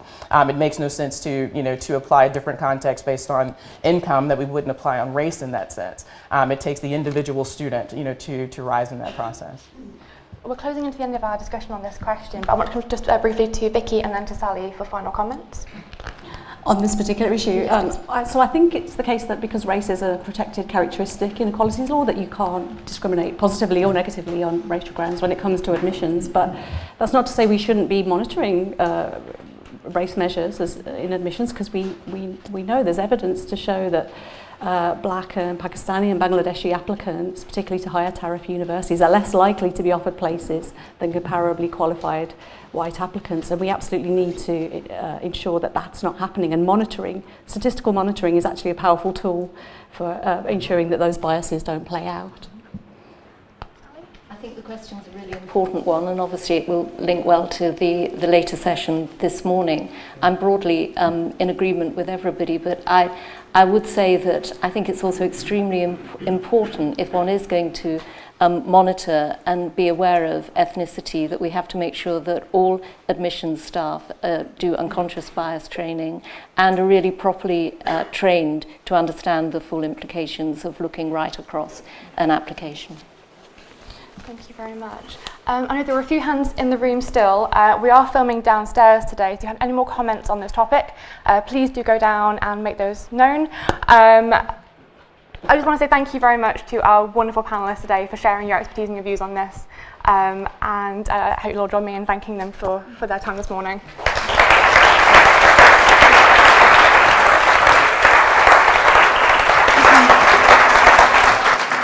Thank you, Martha. Thank you, wonderful panellists, as Martha says. That was so inspirational and stimulating. If you've got views you want to contribute, please do make yourself known to the video team downstairs. We'd love to hear from you on film. There is now the break. Refreshments are downstairs by the registration desk. And could you please be back for 11:20, where we will kick off our next session. Thank you all.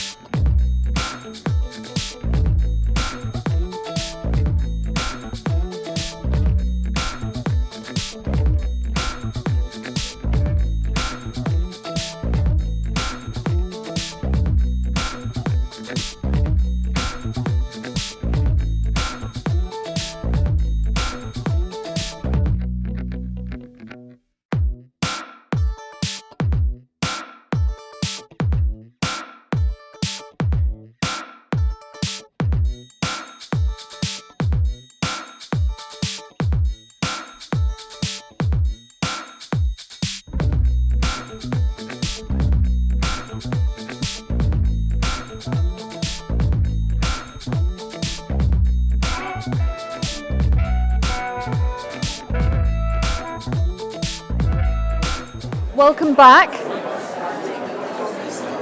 Welcome back to our next session. Before I introduce the chair, I thought you might like to know that there are apparently 105 live stream groups watching this event, which is a fantastic number, and some of them have quite a few people participating. So welcome back to all of you, and welcome back live streamers. I'm really pleased that you're joining us. So our next session is on the attainment gap, and we are delighted that Dr. Omar Khan is going to be chairing this. Omar, many of you will know, is the director of Runnymede, the independent race equality think tank. And I'm very pleased, Omar, to hand over to you. Thank you, Nicola. I'm delighted to be here. I'm delighted that the Office for Students has highlighted such an important issue so early on in its existence, and I hope that this is a sign that this will be taken seriously by universities as well, following the leadership of OFS. I did want to briefly note, and there are some copies downstairs, that I was commissioned along with Jacqueline Stevenson and Joan O'Mahony and others to write a report on targeted measures to try to address the BME attainment gap, as well as wider racial inequalities. And one of the key findings, I think, of that report was the connection between admissions, BME attainment, the proportion of Black and minority ethnic academics, and how this is, and then of course the labor market outcomes, and how this is a sort of vicious circle as opposed to a virtuous circle, and how tackling every piece. So I'm pleased that we've got a day where we've looked at admissions, and now we're moving on to the BME attainment gap. I will now introduce the panelists one by one. First, we have Baroness Valerie Amos, who's the director of SOAS. Please come up. Then we have Dr. Hayatun Salem, who's the chief exec of the Royal Academy of Engineering. Then we have Tony Sewell, Dr. Tony Sewell, who is the founder and director of Generating Genius. And finally, we have Professor Kalwant Bhopal, who is a professor research fellow at the University of Birmingham. The four presentations do all address the BME attainment gap, but I think it's useful to, as I outlined at the outset, to indicate the links between before students get to university, which Ralph from Recruitment also talked about in terms of preparing students for university, but also, as Kalwant is going to highlight, the experience of BME academics. So without any further ado, I'm going to hand over to Baroness Amos, who will talk about the BME attainment gap, and I will try to follow Martha's excellent lead on being good on the timekeeping.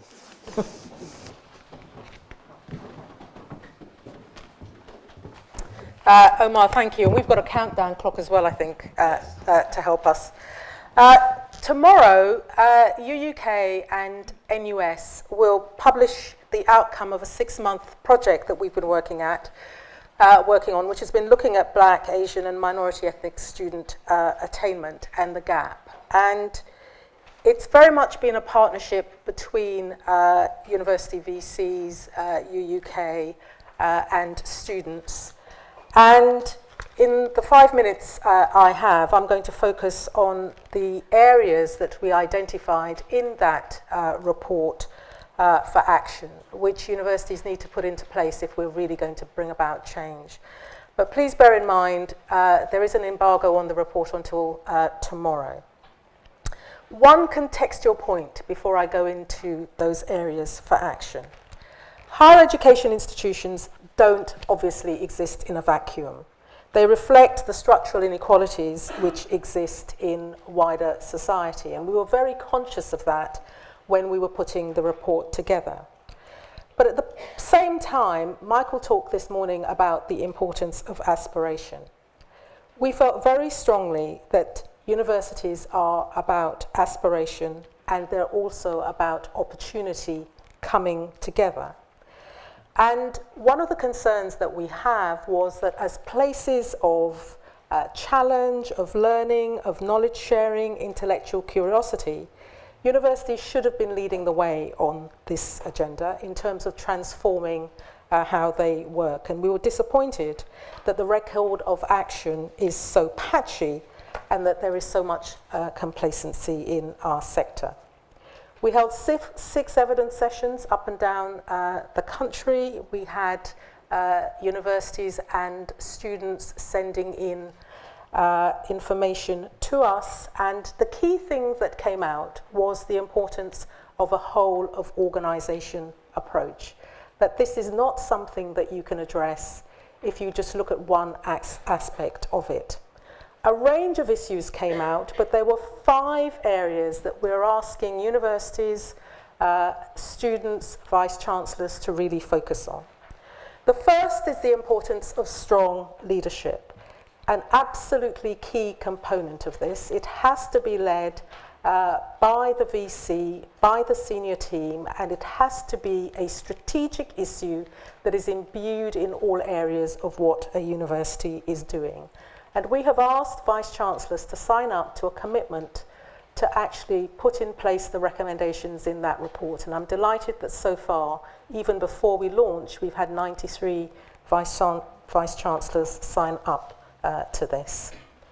Then there is the crucial issue of culture, and a couple of recommendations around culture.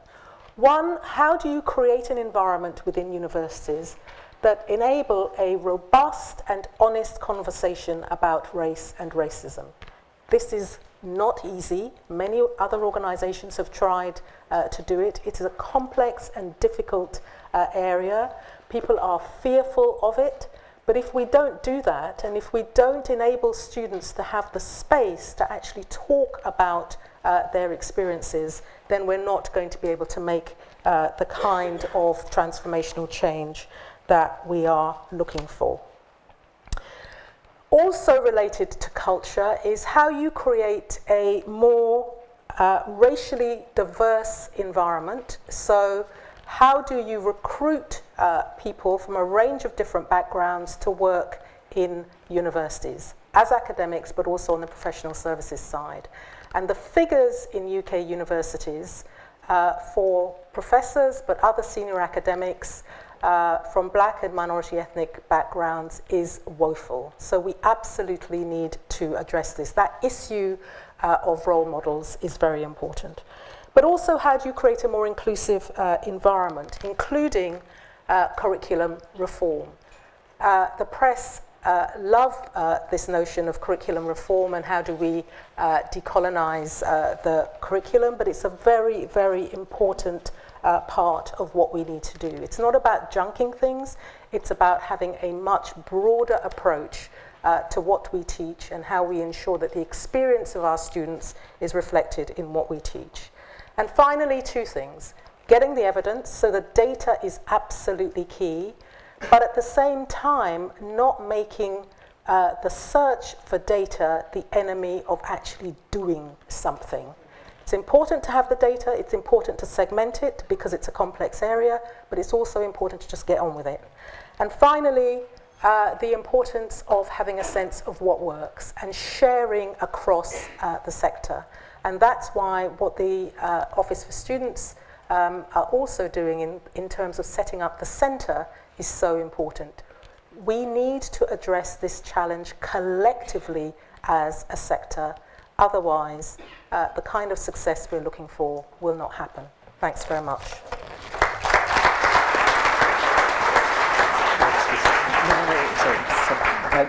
Thank you, Valerie. That very much chimes with the need, we're looking forward to the evidence from the report, but also the connection to, from the student experience to the representation of BME academics and curricular reform. So a wide range of recommendations that I look forward to reading tomorrow.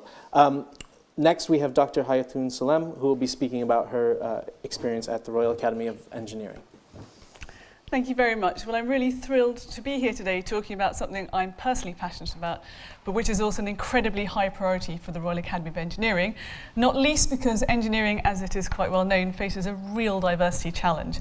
And it's most commonly characterised in terms of the gender deficit. Perhaps not surprisingly, only 12% of the engineering profession in the UK are women. But actually work that we've undertaken at the Academy shows that we have some specific and real challenges over ethnicity too, and these deserve more attention than perhaps they've been given to date. Black and minority ethnic students are well represented amongst engineering undergraduate cohort, higher than the average across all subjects, and have been at well over 25% for a number of years. Yet only 8% of the engineering workforce are from black and minority ethnic backgrounds.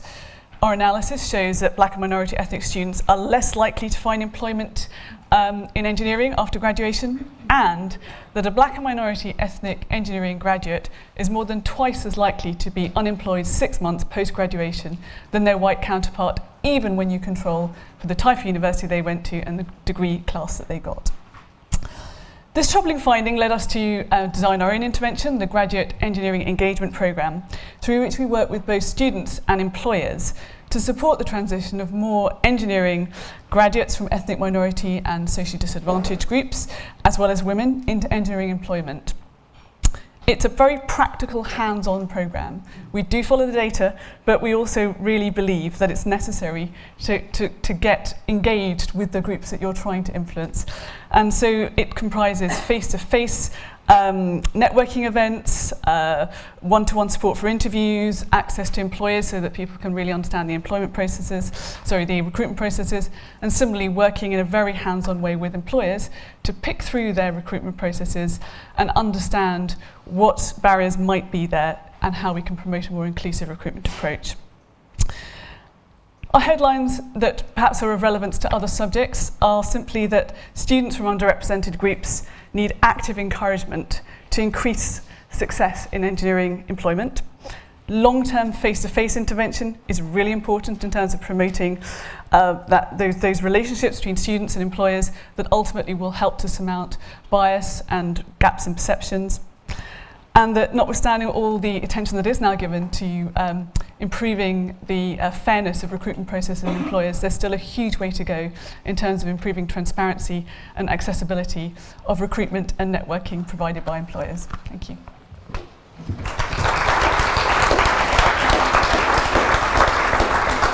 Thank you, and thank you for sticking to time. Next, we have Dr. Tony Sewell, who's the founder and director of Generating Genius, and this too is, I think, a practical intervention. So this panel today not only is analyzing the problem, but I think offering some solutions about ways forward, and Tony has been doing this for a number of years. Yeah, the number of years, nearly 15, and I think what we run, Generating Genius, is a pipeline program that helps students get into, I suppose, the high tariff universities. Can I say that I'd like to sort of give you a good news story, particularly about the students in our program. 95% are from black backgrounds, and 70% are girls on what is a science-driven program. Now, we have students who have been with us since they were 14 and are now 24. So you can see the cycle has been long for them with us, and they're now part of our alumni. Now, I would say we can track some of the experience of those students, and what I'd like to say, first of all, is that I agree with Valerie in terms of that structural analysis on the campus. However, I think that the issues are pre-university in origin. And I think that for us, one of the key elements in that, and this is just to add rather than just to say that it's against what's been said before, is that our students on the campus basically all get 2-1s and above, all the ones that have gone through. Their problem when they ring me is they've got too many job offers, and we're trying to decide which one, yeah? And in terms of happiness, well, they've got their hammocks and they're there lying back in the campus, no mental health problems that I can detect. So why are our students, black students from inner cities, free school meals, from single parents, why are they going through that university experience counter to what seems to be happening elsewhere? And I think the OFS should be coming to us and asking us, what are you doing right here? Yeah?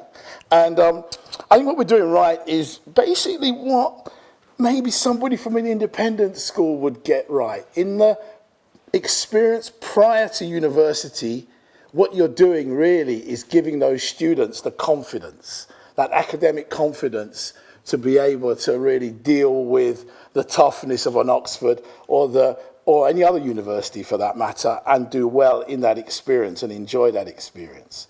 And I think that for me, I think the debate then comes around relationships between the university and the school, but more so, and it's represented in the audience here, the university and the third sector that perhaps are more nimble to be able to deal with these issues. One last point in my no seconds left.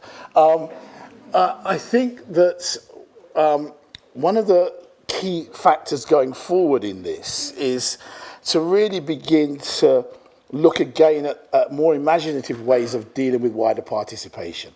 I think we've got stuck in that area. And I think what we've got to do really and truly in this is to be able to get the right students and come to other agencies that can do that for you, and then work with those students over a longer period of time prior to getting them to university. Because basically once they've got that rigor and robustness to deal with that, then they will be, the journey through the university experience would be easier. And I think that's the key element in this that's perhaps missing in the debate, that we've got to try and think of a different way in which we can relate, particularly in the sixth form, and in that experience in the sixth form to relating to that one experience. In the seconds I've got left, can I just say one example, just to clinch my argument? I think that students who have particularly come from abroad, and I've noticed the difference between the student experience, international black students seem to be able to glide through it better than black students born in Britain. I mean, that's qualitatively, but it just seemed to be. And it's something to do with those international students pre-university experience. Either they've been in Africa or in the Caribbean and they've come here to study, and they've had a stronger mindset to deal with what is a different country, but yet they seem to be able to deal with it better than our students who are born here. I think that's the critical point here. What are we doing to really make that mindset work for those students? Time's up. Thank you.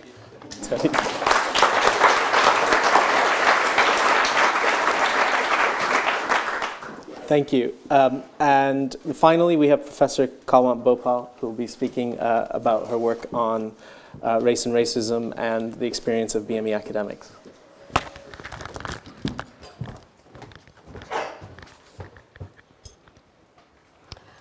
So, 2 minutes, here I go. There's been an increase in the numbers of black and minority ethnic students attending higher education institutions, but we must note that there are differences within and between the BME category. However, black students who've seen the most significant increase have also see the worst outcomes. They are the group who are less likely to leave university with a 2-1 or a first, and they are less likely to make the progression into postgraduate research degrees, which is hugely important in terms of looking at the demographic for BME academics. Racism, exclusion and marginalisation and white privilege contribute to the structural fractures for the BME attainment gap, and indeed the disadvantages that these groups experience. Students also cite an ethnocentric curriculum and favouritism towards white students, and this is evidenced in various ways, particularly those which manifest in student outcomes and achievements at university.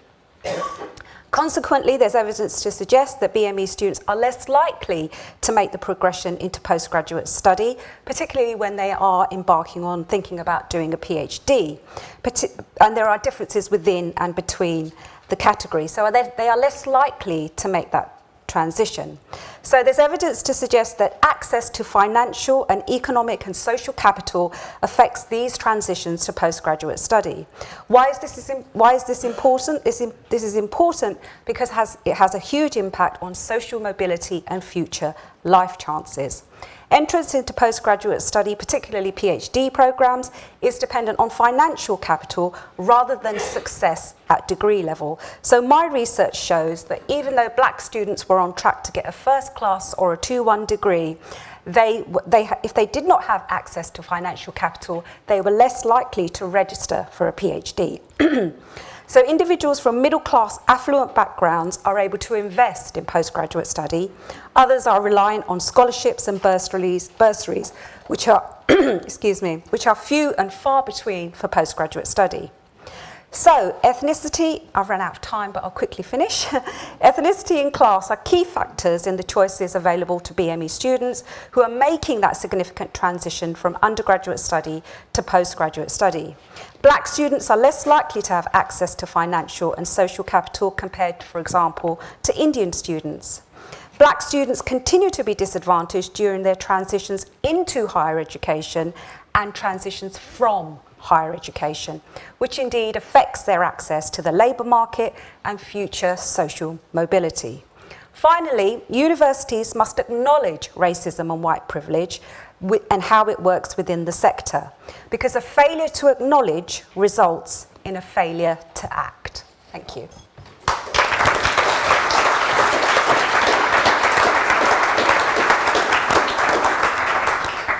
Great, so we have half an hour for questions and answers, so I'll turn to the audience. First, I'll try to take 2 or 3 questions, unless there's, we don't have enough. Thank you.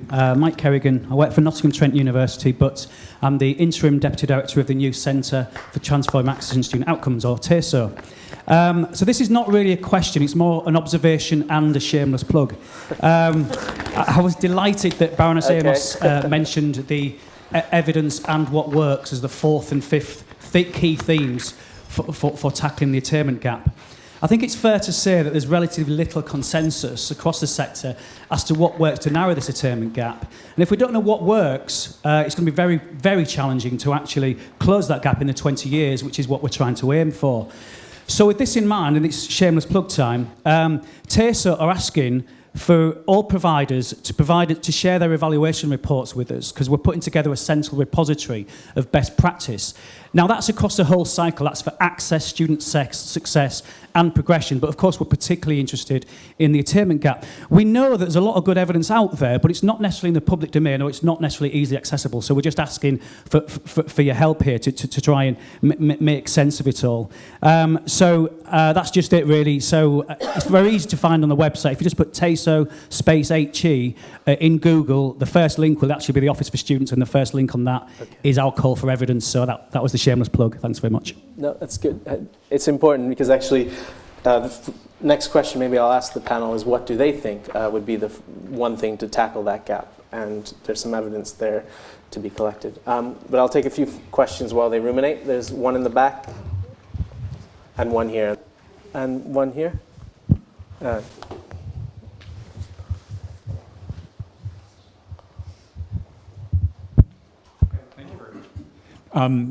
Hello, my name is Andrew Boggs. I'm with St. Mary's University in Twickenham. I'm very pleased to say that our BME student population has been growing significantly over the last few years. One of the things that we discovered in working with, looking at some of the student outcomes data, was some elements of our assessment were categorically or consistently disadvantaging students from certain backgrounds. So we took the opportunity to change elements of assessment within all programs across the university, which happily has led to improvements in good honors. But the flip side of that is we get our fingers burned either through recent reports from OFS or from other bodies about the growth in good honors, which would then ultimately disadvantages our university. Taking Sir Michael's comment in his opening remarks to the conference this morning on if there are barriers to improving access and widening participation in universities, to let the OFS know so that the regulatory system can be adapted. Are there other things that the panel would suggest should happen from a regulatory point of view to help ensure that universities don't have inadvertent barriers to helping specific populations? Great. So I see 3 strong questions. One, what should the OFS be doing? Secondly, how do we narrow the gap? And thirdly, we talk a lot about racism, but how practically might we do that? And it was, I think, both Calwant and Valerie Amos, that was one of the recommendations from the report, I think, as well. So shall we start with you, Calwant? Yeah. Okay, I think it's hugely important to think about policy making within this area, and I think the Race Equality Charter, Mark, is a positive move in the right direction. However, it's too early to tell the effect that the policy will have. But I do think that universities need to invest in signing up to the Race Equality Charter and applying for the Race Equality Charter mark. Now, in comparison, the Athena Swan Charter, which was introduced 13 years ago, there's evidence to suggest that it's been hugely successful in progressing the position of women in STEM subjects. And when it was introduced, when it was announced that it was going to be linked to biomedical funding, the number of institutions that signed up to the award increased by 400% in 1 week. So, one of the recommendations that we make from our research, which is specifically about the Race Equality Charter mark and the Athena Swan, which was funded by the British Academy, is that universities must sign up to it, and B, it must be linked to funding. Because a key criteria in the Race Equality Charter mark is looking at the BME attainment gap and student experiences. Turn to you to maybe follow on from that. So let me be a bit controversial, because it's more fun that way. I think it's really important that universities have these conversations about race, but I think they are incredibly difficult to do. And the reason that they're so difficult to do is because as a society, we don't have these conversations. And we have a history in this country of, just thinking about some of my history in terms of my ancestors, in terms of slavery and colonialism, which we find it hard to own up to. People will say, yes, it's bad, but the impact of it in terms of who owns what happened in Britain in terms of the economic impact of that is something that we find very hard to discuss. So what do? We sweep it under the carpet. So then we have an expectation that organisation and institutions like schools, universities and others will somehow start a conversation that helps academics, other staff to actually understand and appreciate the experience of black students. There is a huge gulf. So we have to acknowledge that there is a huge gulf, and that in starting these conversations, in trying to get the culture right to enable us to start these conversations, we're going to get some things right and some things wrong. That you're going to have people who will be extremely angry, you're going to have people who are very fearful. So they have to be done in a very sensitive, and I think it has to be mediated conversations. I don't think we can just as vice-chancellors or senior teams say, we're going to make this happen. We have to think very carefully, we have to talk about our students, talk with our students, we have to talk with our staff to make it really mean something. But crucially, we also have to listen to what we're being told and what the impact of that is.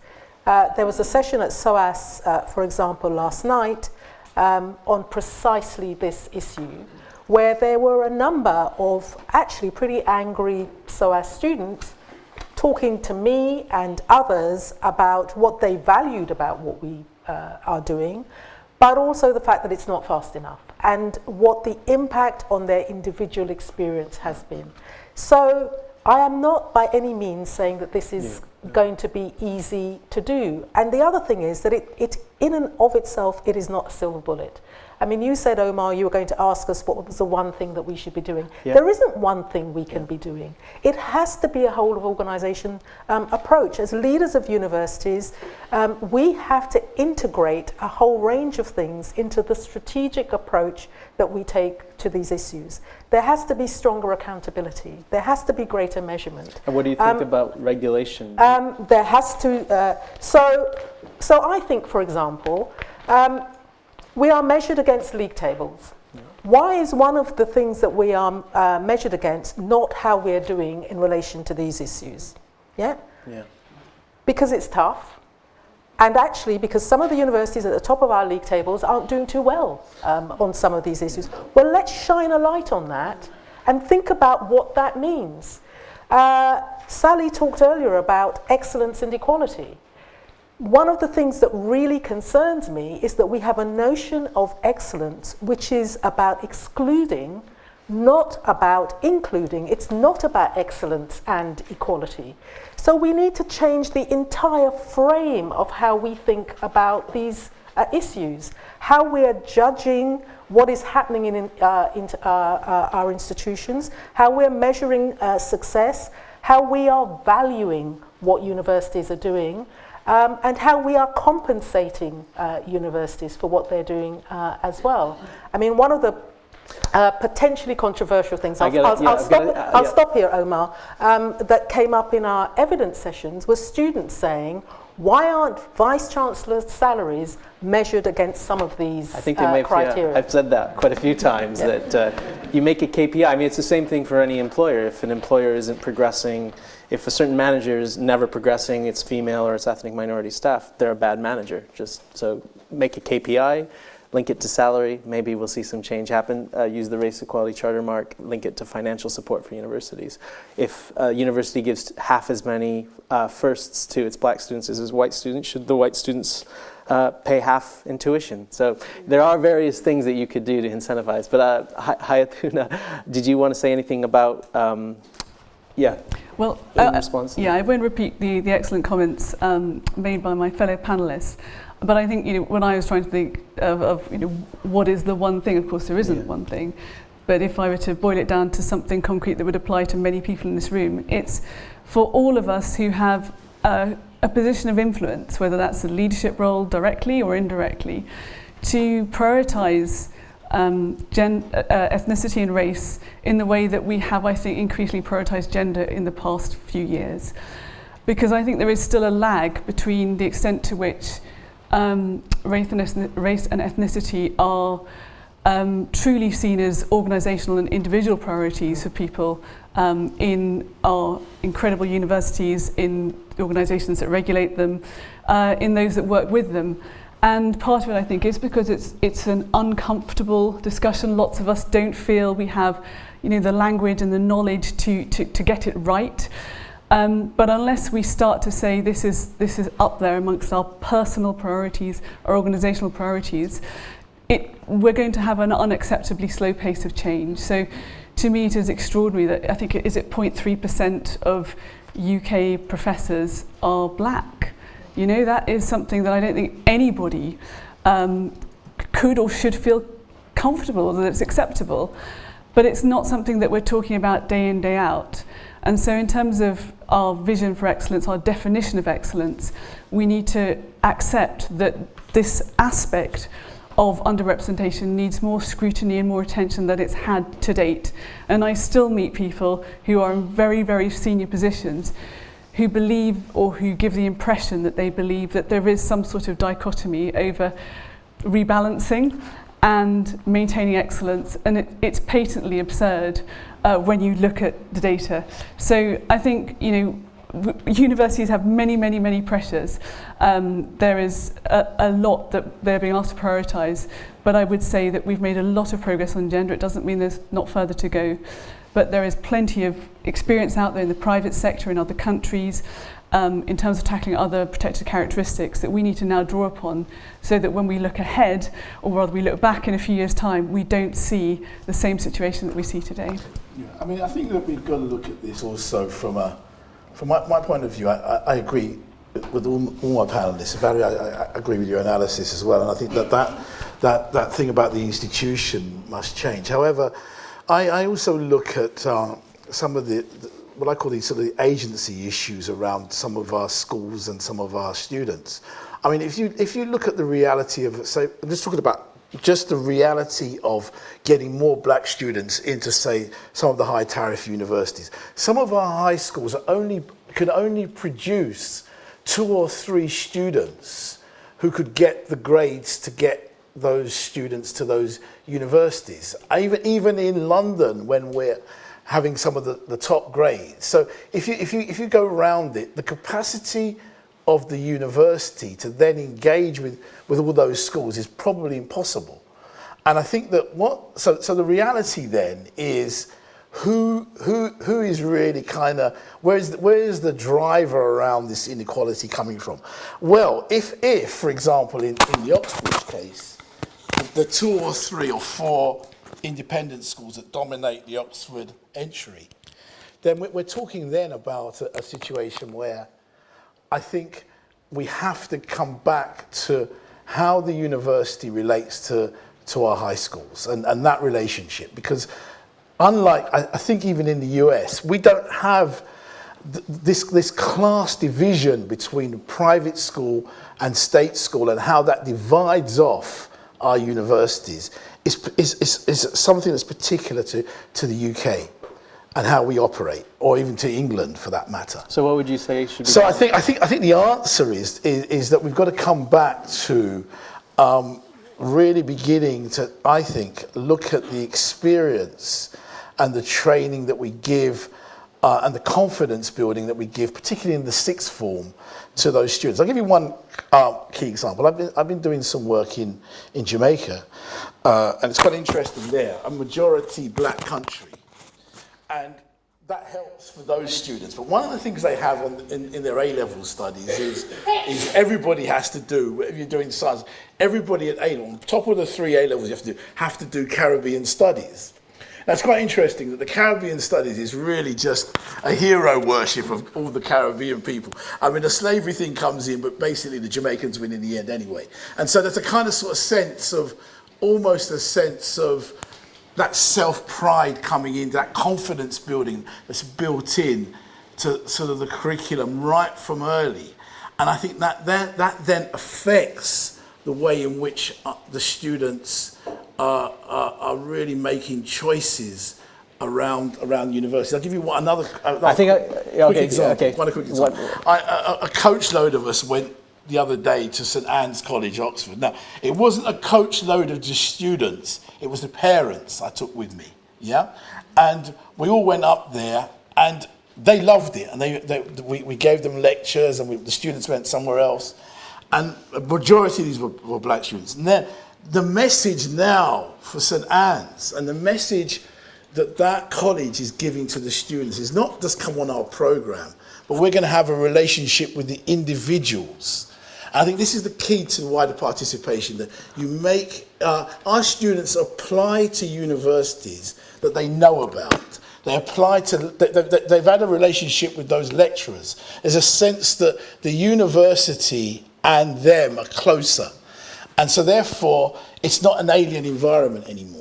So when I'm talking about it, we can talk about all these things about the racism that exists, etc. But then there's a real issue about making sure that our schools and our teachers believe that our students can get to these places. No, I agree with that. I just want to, three more questions maybe from the audience. A big challenge, I think, then, for schools and education policymakers, if there are any in the room that work on the primary and secondary sector. So a question here, and, yep, and then one in the middle, and then one in the back, yeah.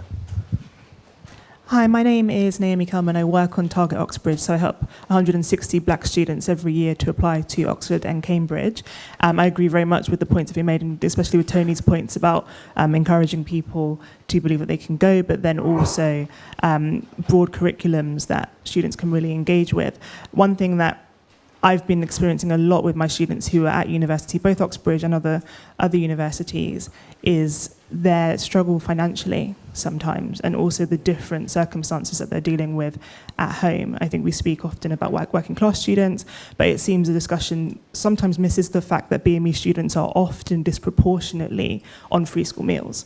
And so, almost a quarter, I think, of black students are on free school meals, and that's sometimes missed. So students come with the challenge of, maybe being a black student or an ethnic minority student at a university where they're maybe not significantly represented, but then they also are struggling with needing to send money back home. I have students working during university so they can send money home to help their parents pay the bills.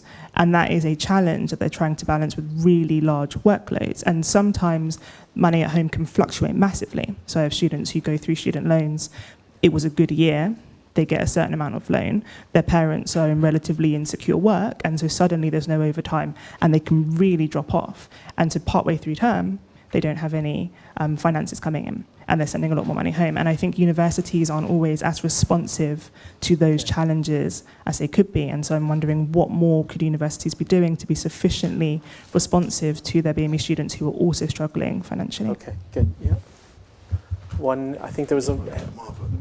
At the back, okay, yep. Yep, Marva Delacudre from SOAS, that's my Vice Chancellor. I'd just like to quickly, just before I make my main point, agree with the lady that just spoke. Some of the biggest gaps that we found through our analysis is for, across all stages of the life cycle, are for black students from free school meal backgrounds, and the financial support piece around their success and their continuation in study is really, really something that needs to be looked at, and echoes why it's important for us to look at multiple measures when trying to close any gaps. But the point I wanted to make slightly echoes with some of the things, but also is a little bit of a plea, really, because firstly, I'm a black woman, and I have also gone through university and had various challenges. But one of the things that's coming out really strongly from the students that we've been working with on various student success projects is that students are now becoming more conscious and more aware and more empowered because of this discourse that we're having and the discussions that we're having. And we need to really take a responsible view, both as institutions and as policy makers and those that work in the field, on the messages and the narrative that we're sending students when we're having these discussions. I think that there needs to be very clear message that yes, there are very significant challenges, but also that empower both students in secondary schools, in colleges and in universities to make sense of what they're hearing, because otherwise we're going to end up with a situation where there will be very significant gaps, more significant gaps for those students, and also create a very big tension within the sector. Yeah. Okay. As we don't respond, or if we don't respond appropriately. Yeah, good question. And I think there was one more hand up here in the middle, and then I think that might be the last question as I turn back to the panel.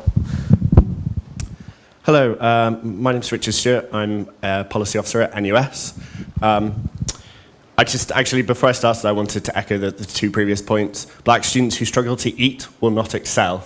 Students regularly now struggle to eat and pay rent. There is a wealth of research to say that this is getting worse, not better. And if we're looking at supporting our students to excel, that has to be one of the key things that we talk about. But that's actually not what I wanted to talk about today. I have the privilege of having some understanding of the report that's come out with UK and NUS. And one of the things that's discussed is decolonising the curriculum. And that involves a process of co-creation of the curriculum. And that requires staff to enable students to not be gatekeepers to students, to support them to be real partners in their education and capable of creating change.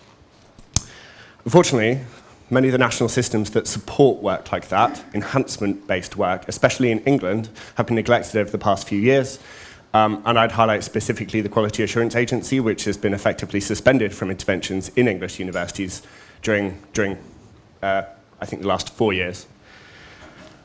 So my question is, how can universities be supported, or if necessary, driven, to involve black students in transforming their curriculum? Great. So excellent set of questions, and also shows, I think, a really key point, which is students are a huge part of the Office for Students agenda, but also have high expectations, even as their experiences aren't potentially as positive as they could be. I'll start with Kawan, I think, and I'll work my way around. Okay, I'll just start with will answer the last question, if I may, given the time. I think student voice is hugely important and has a significant impact in universities, and I think it's very important to involve students in decolonising the curriculum. However, I think once we get students at university, it's too late. I think we need to look at the education system and take a couple of steps back and look at how history is being taught in our primary and our secondary schools. So to some extent, when we get students at HE, it's too late in terms of what we're teaching them, because the history and their understanding of history is already formed. So I think we have to look at this holistically in terms of training teachers and how we train teachers to teach our young people. However, we are where we're at, and we have to think about how we do this within the university. So student engagement and student voice there's lots of evidence to show that it's made a difference, and it does make a difference. So I think here again it's up to senior managers to ensure that they are involving students within that process. And I think that will probably come down to the individual institutions. Yeah, a key point as well from all of them about financial support. I was curious how generating genius, if you've got any... I mean, we're really going after the corporates now in a big way. I mean, we've just launched a fund which is Generating Genius Scholarship Fund, where we're looking for £20,000 per student. And they get now how we do this is I've also approached the rapper Stormzy, since he lives in my area as well, to kind of, I want his money as well. And one of the things that we wanted to do with the money was give it to the students in year 13, so that it doesn't come right that while you're at university, just prior to you getting there. And then there was some although the students need, I agree with the NUS person up there that they need to be fed. I do think that we want some feedback from just giving out the money, i.e. how you're getting on, making sure you're en route to that 2-1 that you should be getting. And so the money does come with some kind of, something else from them. However, we think that we can do that, and we've already got some corporates coming in to do that. So I think that the university can play a part in helping raise funds for that, but I do think that there's an issue. Just one point. At Oxford, quickly, at Oxford, the students Oxford keeps coming up all the time. Let's take Cambridge as well, or somewhere else, or Durham for that matter, because my students are there as well, and they're saying the same thing. They can't participate in the clubs. They can't participate in all those other extracurricular activities. It costs money. I didn't realise this. It costs money to actually to join these things, and you just can't get a job. So you are disadvantaged straight from that point. Yeah, and that 20,000 figures may be one to keep in mind. Over 3 years. Yeah, that's a lot. Yeah. I entirely agree on the issue of the finances, living costs, everything else. I think this is even before you get to a point of getting students to account for how they're using the money. Sure. There's something just about being able to live and survive, having got to university, before you then get to the next stage, which is how are you then able to achieve. And it's getting harder and harder, and I think that's something we need to look at. I think the point that Marva made about empowerment, but really thinking about the messaging and the narrative. And we talk about this in the report that's coming out tomorrow, but one of the things that the students who were involved in our evidence sessions said very strongly was they'd rather know about these issues, that for them transparency is important. They don't want to hear the message in a way which becomes disempowering, but they do actually want to know how their universities are doing. They want to know if they're at a university where there is a big gap in terms of either students continuing or in terms of attainment, because they want to be able to do something about it. Great. Final word? Thank you. I wholeheartedly agree you need to take a systems view of the challenge we're trying to address. And so others have talked about financial support. We do run bursaries at the Academy, particularly for that purpose. But I would say there are other factors. For example, the likelihood that you will have done a vocational qualification being much higher if you come from certain ethnic minority groups than from others. And that in turn being linked to potential discrepancies in attainment and your experience. And those are areas where if we really understand the impact it's having, perhaps we can target interventions more effectively in a way that will support a fairer system for everybody, as well as better outcomes for the university. And also just a plea that we do keep remembering that we need to disaggregate this BAME category, because the experiences, the challenges, and therefore the responses are going to be very different across those groups. And we are currently stymied by a lack of good quality data. It's not just about who gets in, it's about non-completion rates, it's about the qualifications you have on entry, it's about your employment outcomes. So if we can please get to a point where that is more consistently collected, and OFS can definitely play a role in stimulating that, that would be immensely helpful. Great. So a great panel for highlighting some of the challenges, but also some practical solutions. Ending just about on time. If you could thank the panel, and we'll move on to the next one.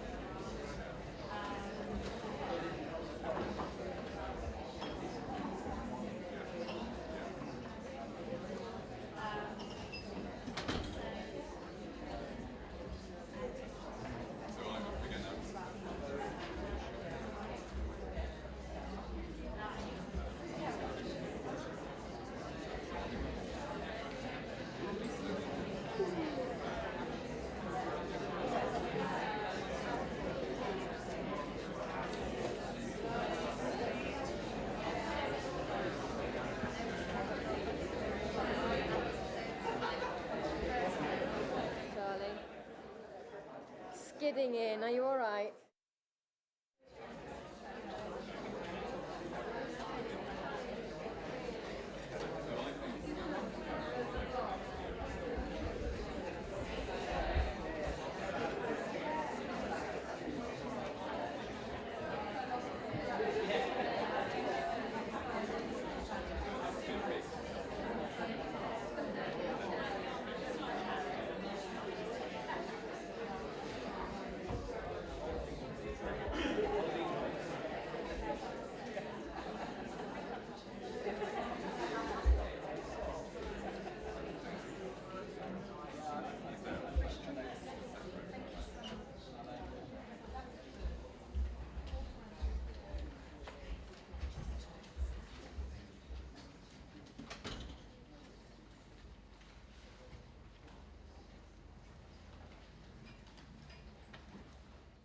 Okay, I think we are all mic'd up. That was a swift set change. I don't think you noticed. My name is Nicola Turner. I am Head of Access and Participation on Sector Practice at the Office for Students. What we know from the data is that the subject and institution that you choose has an influence on your outcomes when you graduate. But what we're holding under the spotlight with this particular panel is that your location and also your ability to be mobile also has a significant effect on your future earnings and your career prospects. And I don't think this has been that well recognised in the past. The Social Mobility Commission yesterday published their State of the Nation report, and it highlighted a clear earnings gap based on social class. Graduates on free school meals earn 11.5% less than others after 5 years following graduation. If you choose to study in your home region and not to move away to university, you will be today one of 45% of students. And what we know is that if you're young and you choose not to move either for study or when you finish away for a graduate job, you're going to be less likely to be in a graduate level job. Now, the Social Mobility Commission says that moving region is one of the routes to a better paid job. However, people from more affluent backgrounds are 70% more likely to move region than those from working class backgrounds to take advantage of that particular strategy. So why are some local graduates earning less? Why are they underutilised in some parts of the UK? Now, what we know is that demand for graduate skills is not spread evenly around the country. As a result of our regions having patchy productivity, if you graduate in a location where the graduate labour market is relatively quiet, then you may have a good degree and you may equally have had a good experience at your university. But if you want to stay local, then you're more likely to end up choosing a non-graduate level job. Higher education providers are highly influential in their locations. And what we want to know is what can be done to improve the individual prospects of students in our regions. Many of them are commuting to university and have a very different experience to those living on campus. And in our panel today, we're going to hear perspectives on this experience drawn from the data, drawn from research and the student voice. Now, this is very important to us at the OFS. So we have launched a £6 million competition to trial new approaches to improve the outcomes of local graduates. And when the local government elections are over and PERDA is complete, we're going to be able to announce the winners of our competition. And we're about to embark on some really interesting work that should support not only students, but also boost local economies. And that is a perfect way to introduce my speakers. So first of all, we have Charlie Ball, who is the Head of Higher Education Intelligence at Prospects and the Higher Education Careers Service Unit. We have Lord Kerslake, who is the Chair of the Civic Universities Committee and Chair of the Governors at Sheffield Hallam University. We have Professor Liz Thomas, an independent researcher and consultant, and Professor of Education at Edge Hill University. And finally, probably needing no introduction from me, Shakira Martin, President of the NUS. Lord Kerslake, would you like to take the stand? Oh, I keep thinking my thing's going to clip out. Thank you.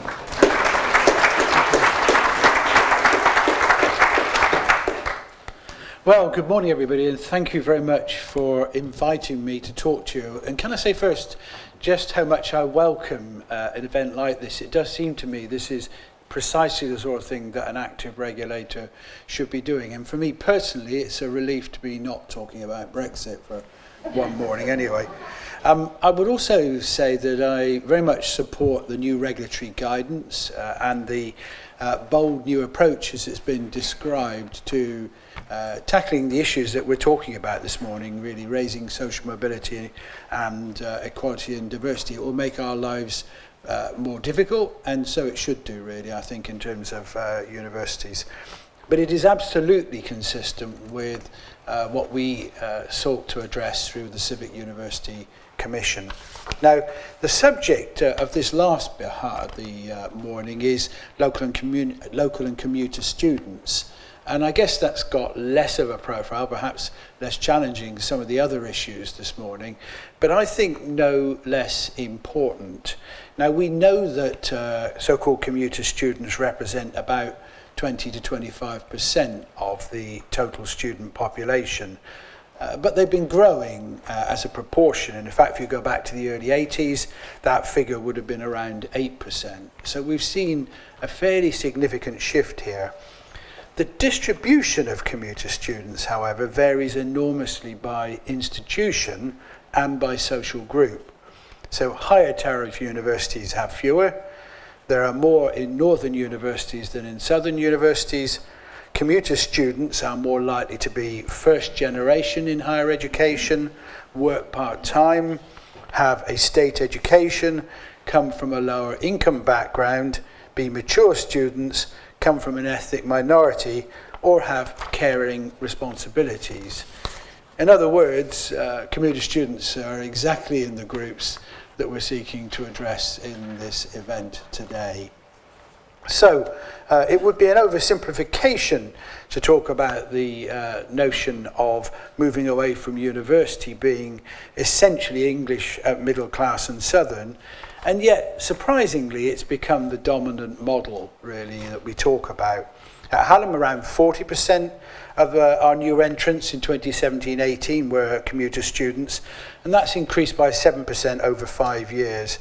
Over 3/4 are part-time students, 3/4 are mature students, and over half are from black and minority ethnic backgrounds. And they live pretty close, within 10 miles. We put a lot of effort into making them feel equal and welcome, both in terms of very practical things like signage and advance information, but also in terms of improving their social connections. So commuter students are better connected with their community, but less well connected with the university. So there's a lot that has been done, but a lot more that can be done. And the Sutton Trust, I think, rightly identified that there's a dearth of mechanisms to provide financial support for commuter students who often have a wide range of other responsibilities.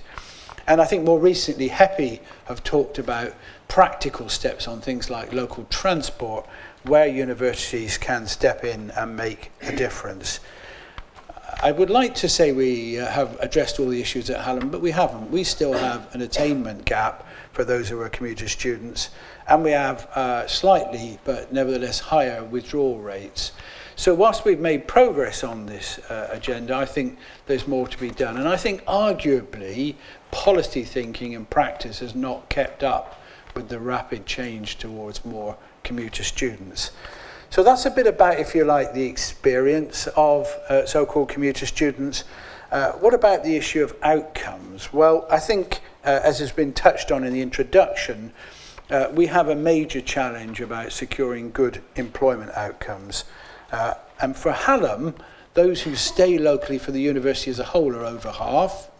And for those who are commuter students, it's an even higher figure. So we do have a huge responsibility to ensure that we get good employment outcomes for our local students who stay locally. And for us, that means investing in a lot of effort so that all students on all courses have some form of work experience, for example. That is our ambition to deliver as part of our future mission. But we know we're working in a very challenging economic environment. This is, by some measure, the most unequal major country in the developed world in terms of spatial differences. And by the way, those differences are getting wider all the time. And that's why I'm doing a report in a couple of weeks' time that will set out the radical steps that need to be taken to rebalance the UK economy. But we can't wait for that, and therefore we have to work even harder with our local employers to get people into jobs. And in particular, we've got to form new partnerships where the maximum opportunities come to those who've trained and done their degree locally. In other words, a truly civic role for universities. Thank you. Okay. Well done. And now, Charlie Ball, I invite you to take the podium. Thank you very much. Right then. Oh, start badly. So, the late Tony Wilson, somebody I expect you weren't expecting to hear from today. The late Tony Wilson, legendary factory records impresario, professional Mancunian and full-time controversialist, was very fond of coming to events like this in London and berating the audience with a metropolitan bias. In particular, he was extremely harsh on the idea that the most appealing route for a talented young northerner was to come to London, as it would demonstrate their ambition. In Wilson's view, any Mancunian who left their home city would only do so because they weren't good enough to get a job in Manchester. I've won the room there, haven't I? Now, Wilson expressed his view in confrontational fashion, as was his wont, but his point is relevant to the modern graduate labour market. Nicholas touched on some of the data already. Most recent data we have on graduate outcomes show that about 4,500 graduates started their careers in Manchester. The large majority of graduates from Manchester went to work locally in Greater Manchester. The large majority of graduates, of course, will never move to London. And indeed, it's quite likely the majority of graduates never move significantly at all in their careers. Most graduates from 2017 went to work locally to their university, about 58%. 69% of graduates went to work locally to their original home domicile, and as Nicola mentioned, 45% never move at all. They go to their local institution and then they work locally on graduating.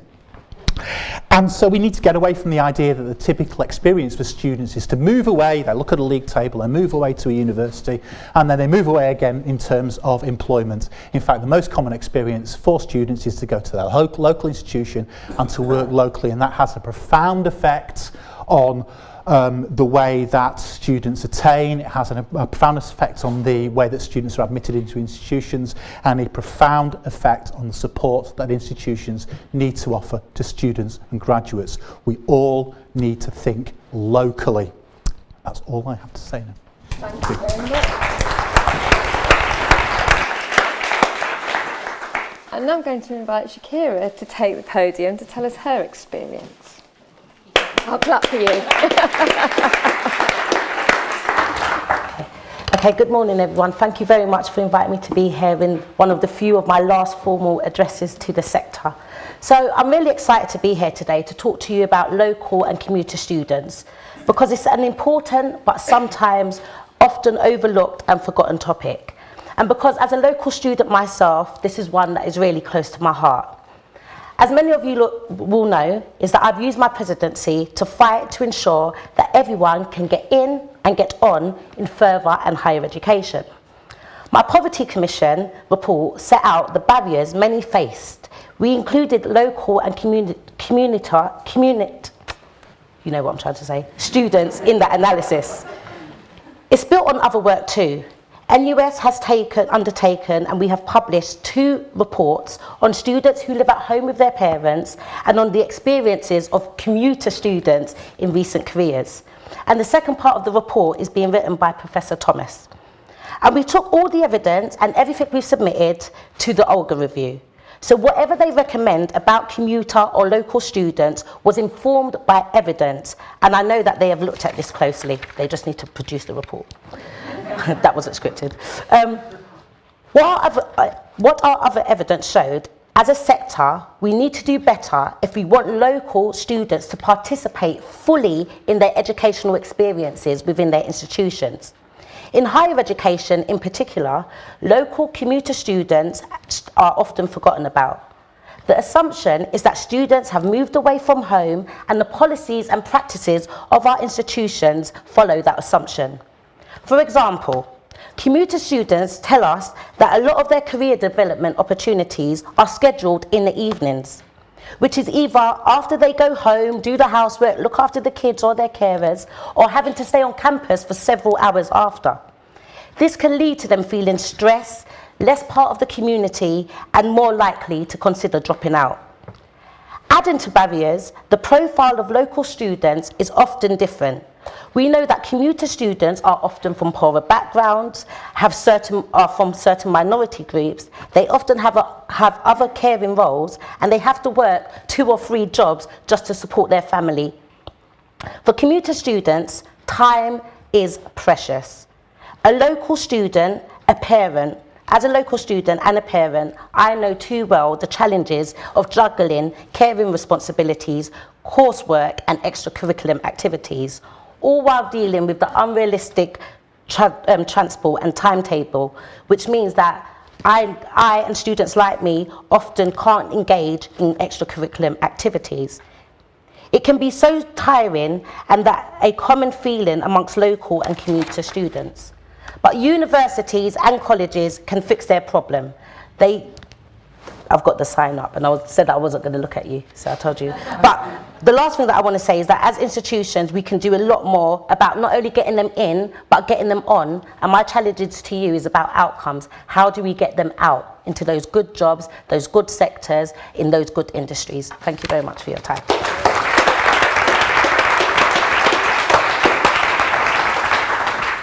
And now, to close our panel, I'd like to invite Liz Thomas. Thank you.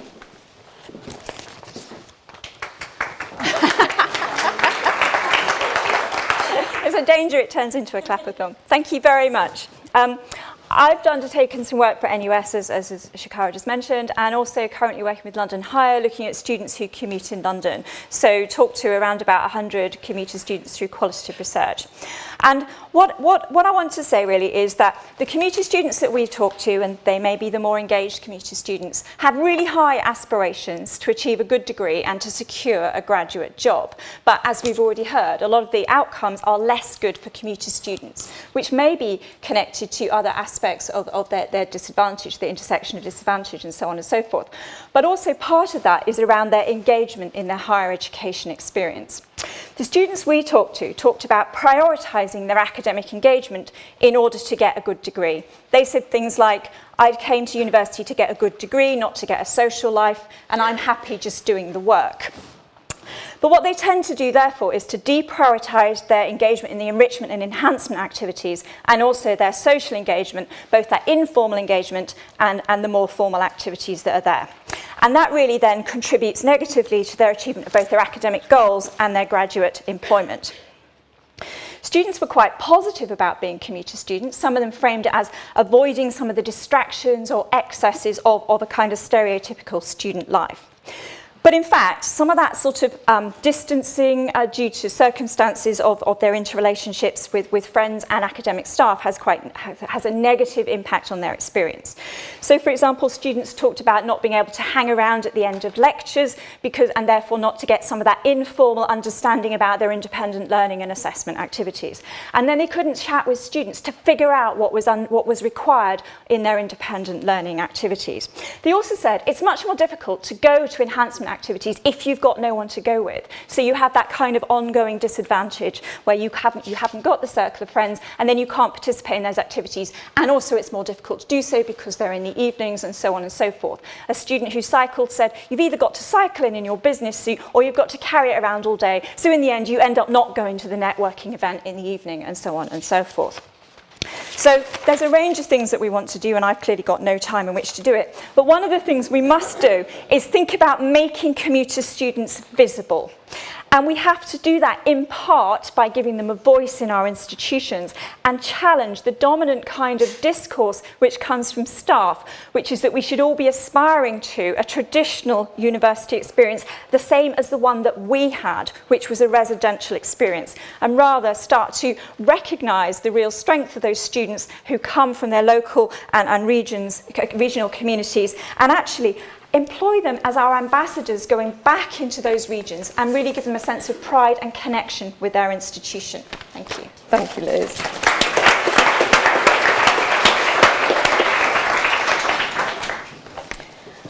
I'm going to invite some questions now from the floor. Do I have a starter? Anybody got a burning question? Okay, well maybe I will start you off and then you can join in. Liz, you talked about visibility and you were also talking about potentially the educational experience there. It would be great if you could, from your research, and the other panellists are welcome to join in, what can providers do to ensure the success of commuter students? Okay. Talking to students about their academic experience is quite, at times is quite upsetting really. So students struggle to get into the institution. They often arrive hungry and late and stressed because of the stresses of travelling. And then they don't want to go into their academic session because it's already started.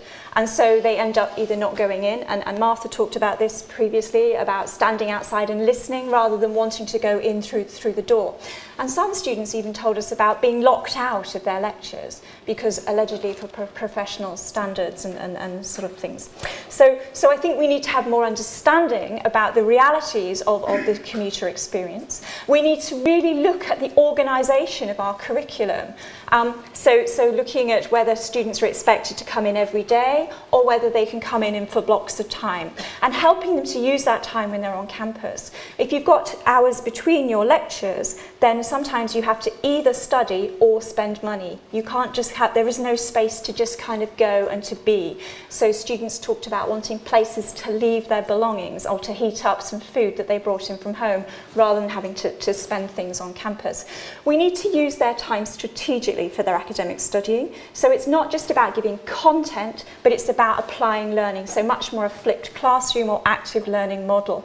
There's a lot of reluctance around academic colleagues to put, for example, things through lecture capture and things like that. But students talked about the fact that that's really useful to them, and they should then be able to apply that learning in collaboration with peers and academic staff. So there's lots of different things, but I'm conscious of taking up too much time. Bob, you mentioned briefly that Sheffield Hallam are doing quite a lot around supporting their commuter students.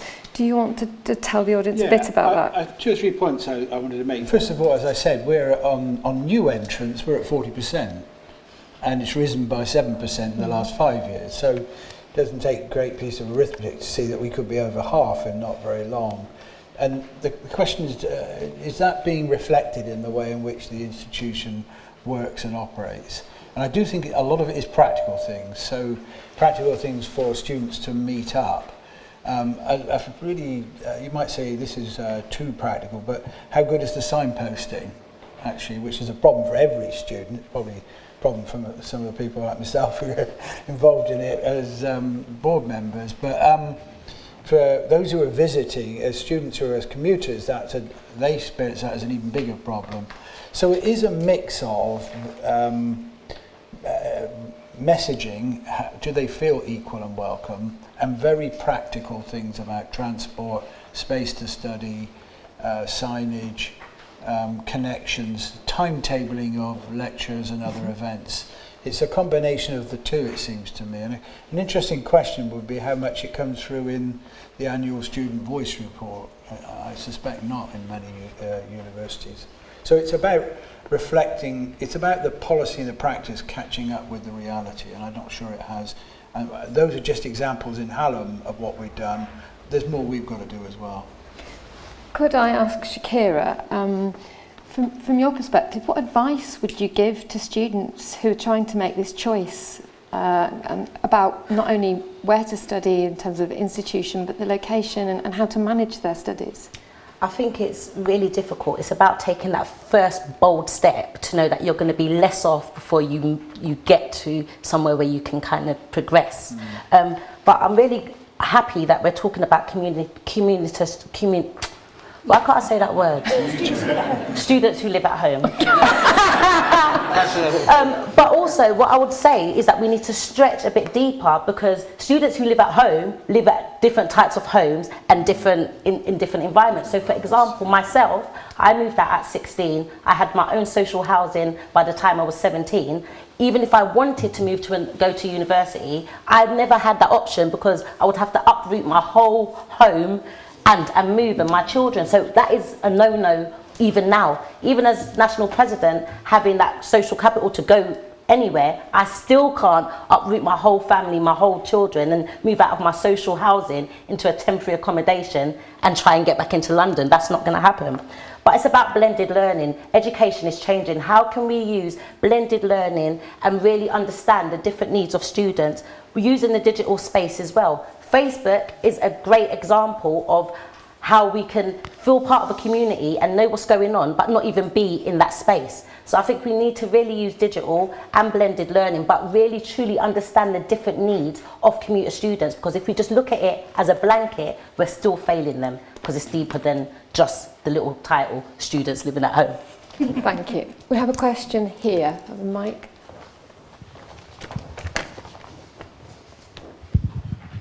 Thank you. Sol Jarvis, University of Hertfordshire, and thank you, Shakira, for teeing up my question absolutely perfectly, because it was about the commuting students versus live-at-home students. And one of the things that we are wrestling with at the University of Hertfordshire is, what is our definition?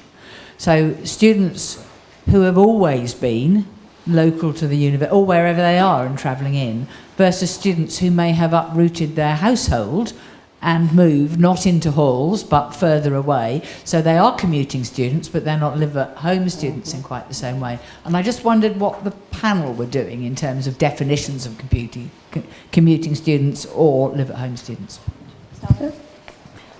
I think that's part of the challenge, isn't it? That in a sense it's a really broad concept, and we've already heard how it intersects with a whole range of other kind of categories or ways of defining students. And so when we went and did the initial piece of research, institutions started looking at postcodes and comparing home postcodes and term time postcodes. A few other institutions had kind of more sophisticated ideas. The work I've been doing in London is actually challenging that, which is probably relevant to you, in the sense that the majority of students commute. And then what they're starting to be able to see is a relationship between the time it takes to commute and then the contribution or impact on retention. So that's an interesting piece of work that institutions have done, and seeing that up to a certain point, the longer you commute, the more likely you are to leave early. And then actually it seems to plateau out and actually improve. So students are perhaps making a more informed decision rather than at all not realising quite what it involves to make that longer commute. But I think therefore some of the strategies in some institutions are actually about all those students who can't just pop back to a hall of residence. But I think there's a question we haven't explored about what the contribution is of living with other students and an environment in which it's understood what higher education study is and what it requires, versus those who go back to a family potentially, whether that's their own family and children or their own parents, who don't really understand what it is that they're needing to do, and looking at the number of timetabled hours and saying, oh, you don't need to be in then. I mean, students that I've spoken to have sort of colluded with academic staff to tell families about kind of fantasy sessions that they have to attend just to give them that space to study, and that's clearly not what we want to be doing. So I think we need to do a lot more work around definition, and probably we need to segment our commuter student population. But I think it does provide that useful lens to start having conversations with students about what their issues are. Because Charlie, obviously you did a lot of data analysis in this area. How do you cut and categorise these student groups? Well, I mean, Liz has highlighted some of the major issues in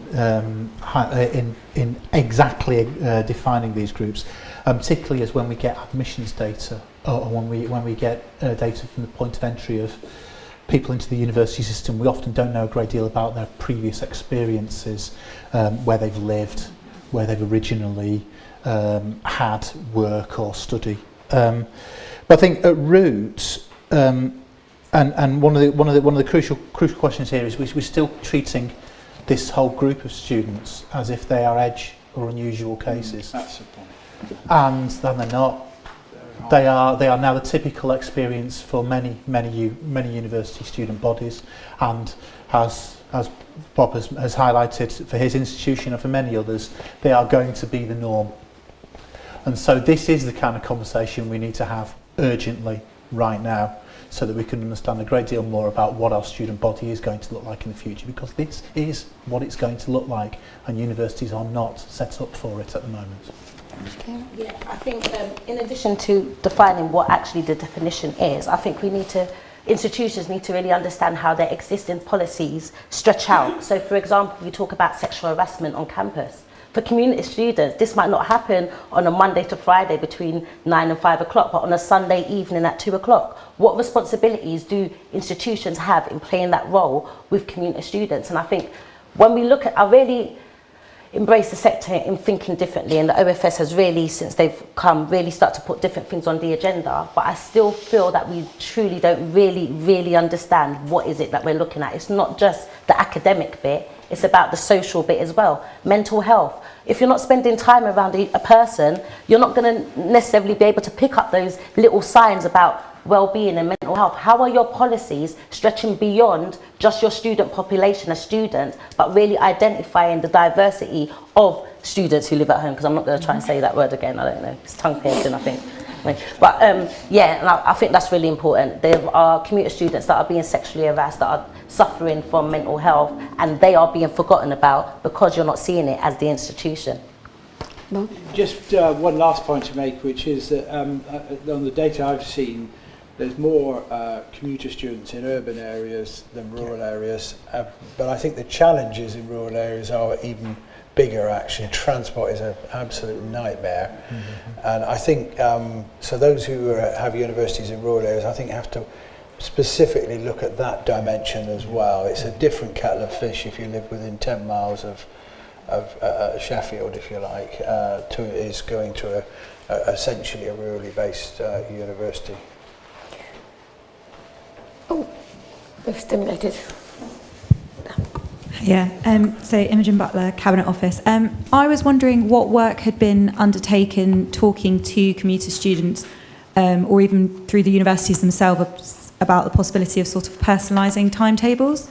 I'm very aware that in America you can select your modules and pick which days you kind of want to be in, whereas my understanding is still in the UK we kind of operate on an approach of we will tell you when your lectures are and you should be there, which I think is quite challenging, but I'd like to know what you have done. I'm aware of some practice. I think the lady from Hertfordshire here might have something to say about that, but I'm aware that you can choose to do morning or afternoon lectures in some universities because they are particularly aware that their students will have fixed working patterns, for example. But that's not possible in every university, and I think, you know, anyone who is working on stacked timetables, or I'd be really interested in hearing from you after this event. Does the panel have any experience? I know Sunderland had done some work around allowing students to kind of engage directly with the timetabling office so that they could choose things around seminars and that sort of thing. So they were already blocking the timetable on each course so that students would know in advance that they were in sort of Tuesday, Wednesday, Thursday or something like that. And then there was an element of choice. I think there were some challenges around that. But I mean, other institutions that have played around with personalised timetables have run into some problems, because then if they don't meet student expectations, that's potentially worse if you've told them that they will have a personalised timetable and then it doesn't meet their needs. So that can be quite difficult too. I don't think we're set up for it for all sorts of good and bad reasons. You picked something there that we need to know more about. Another question. Thank you. Joshua Sanson-Kirk from the University of Law Student Association. I completely agree with Professor Thomas about the sort of the importance of enhancement activities and extracurricular things outside of the academics curriculum. Where do you think the line lies between selling those things to commuter students, but also not putting too much pressure on them so they do begin to suffer because of the stress of not being able to turn up to certain things? Where do you think that line lies?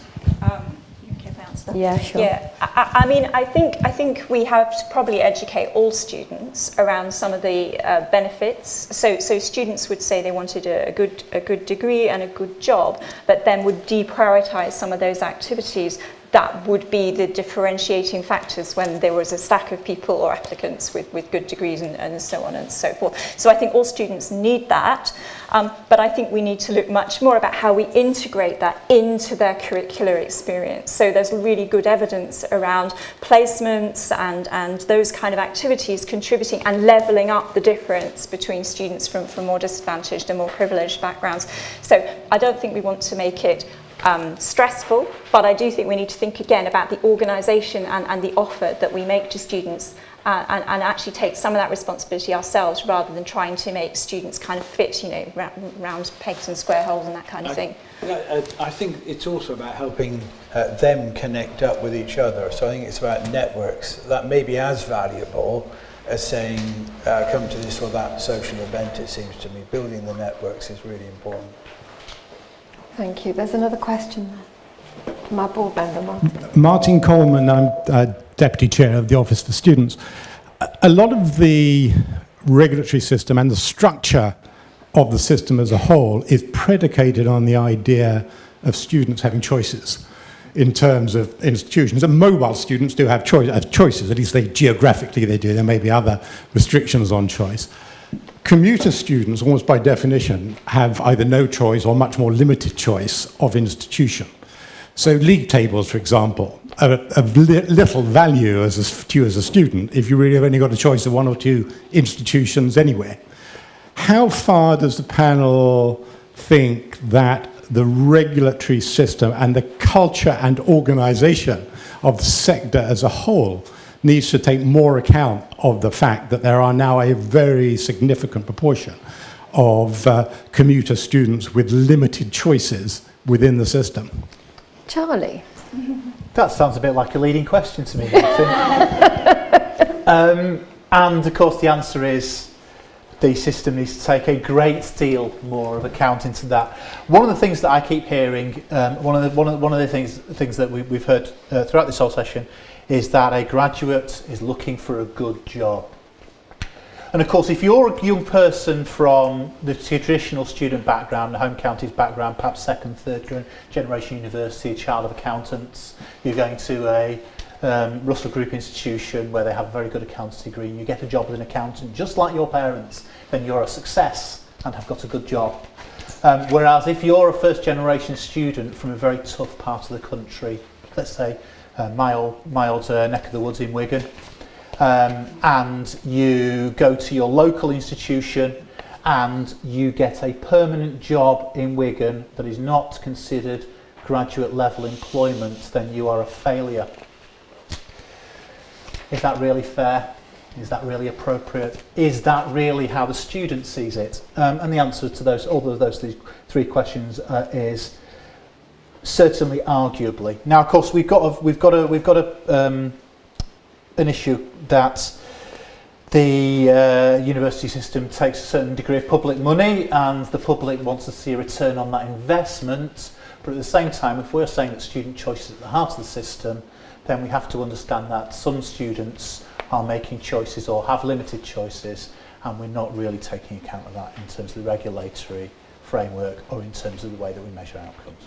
I'm going to invite Bob to speak, but I would just like to say what we're hearing from graduates is that they know they could move to take a graduate level job, but their preference and their choice is to stay local by their families for whatever reason. And so we shouldn't be actually laying a judgment on top of that choice, but we tend to be. Can I give an example actually before Bob comes Yes, in? sorry. So, and I appreciate, now, I'm now going to invoke Scotland, which is a country to the north of here that isn't covered by the Office for Students.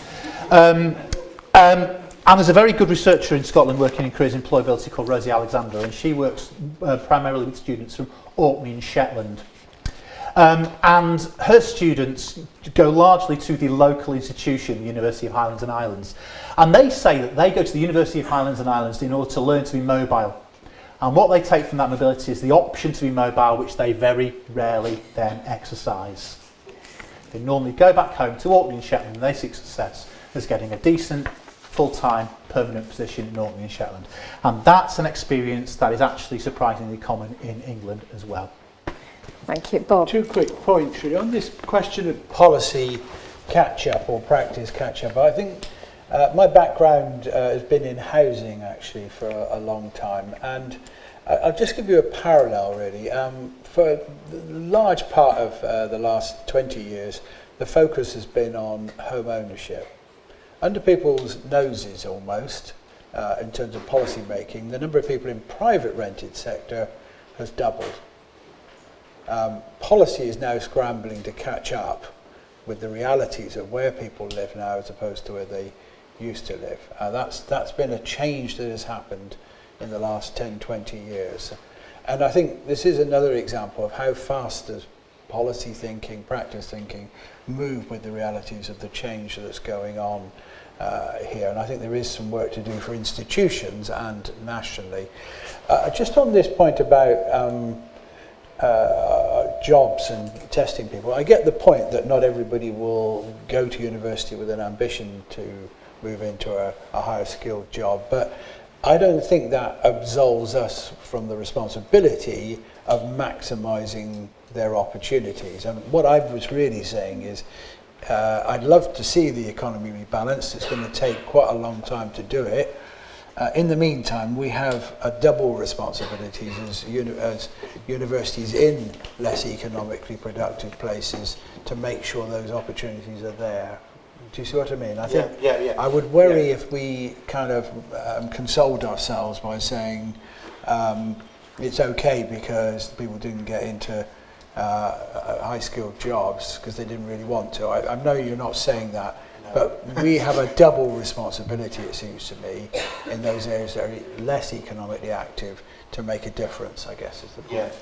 Quick, do you want to make a quick response to that, or should we go straight to Shakira? I think Bob's made the point. It's not a question of people not wanting to get higher skilled roles. It's people have individuals having different priorities about what they want to get. As we know from the current social and economic climate, people's personal identities are very important to them. And I'm not sure that as a sector we should be telling people whose personal identities are rooted in communities that the way to success is for them to leave those communities. Just one last point on this. The study that I will be publishing in a couple of weeks' time shows that the UK economy has decoupled. There'd always been a theory of trickle down. London and the South East does well, and therefore the rest of the country does well. That has stopped happening in the UK economy. Our projections are that if nothing else changes, well over half the new jobs will go to London and the South East. Wow. So we can't, we have a big problem here in this country that we've got to tackle, I guess. Shakira.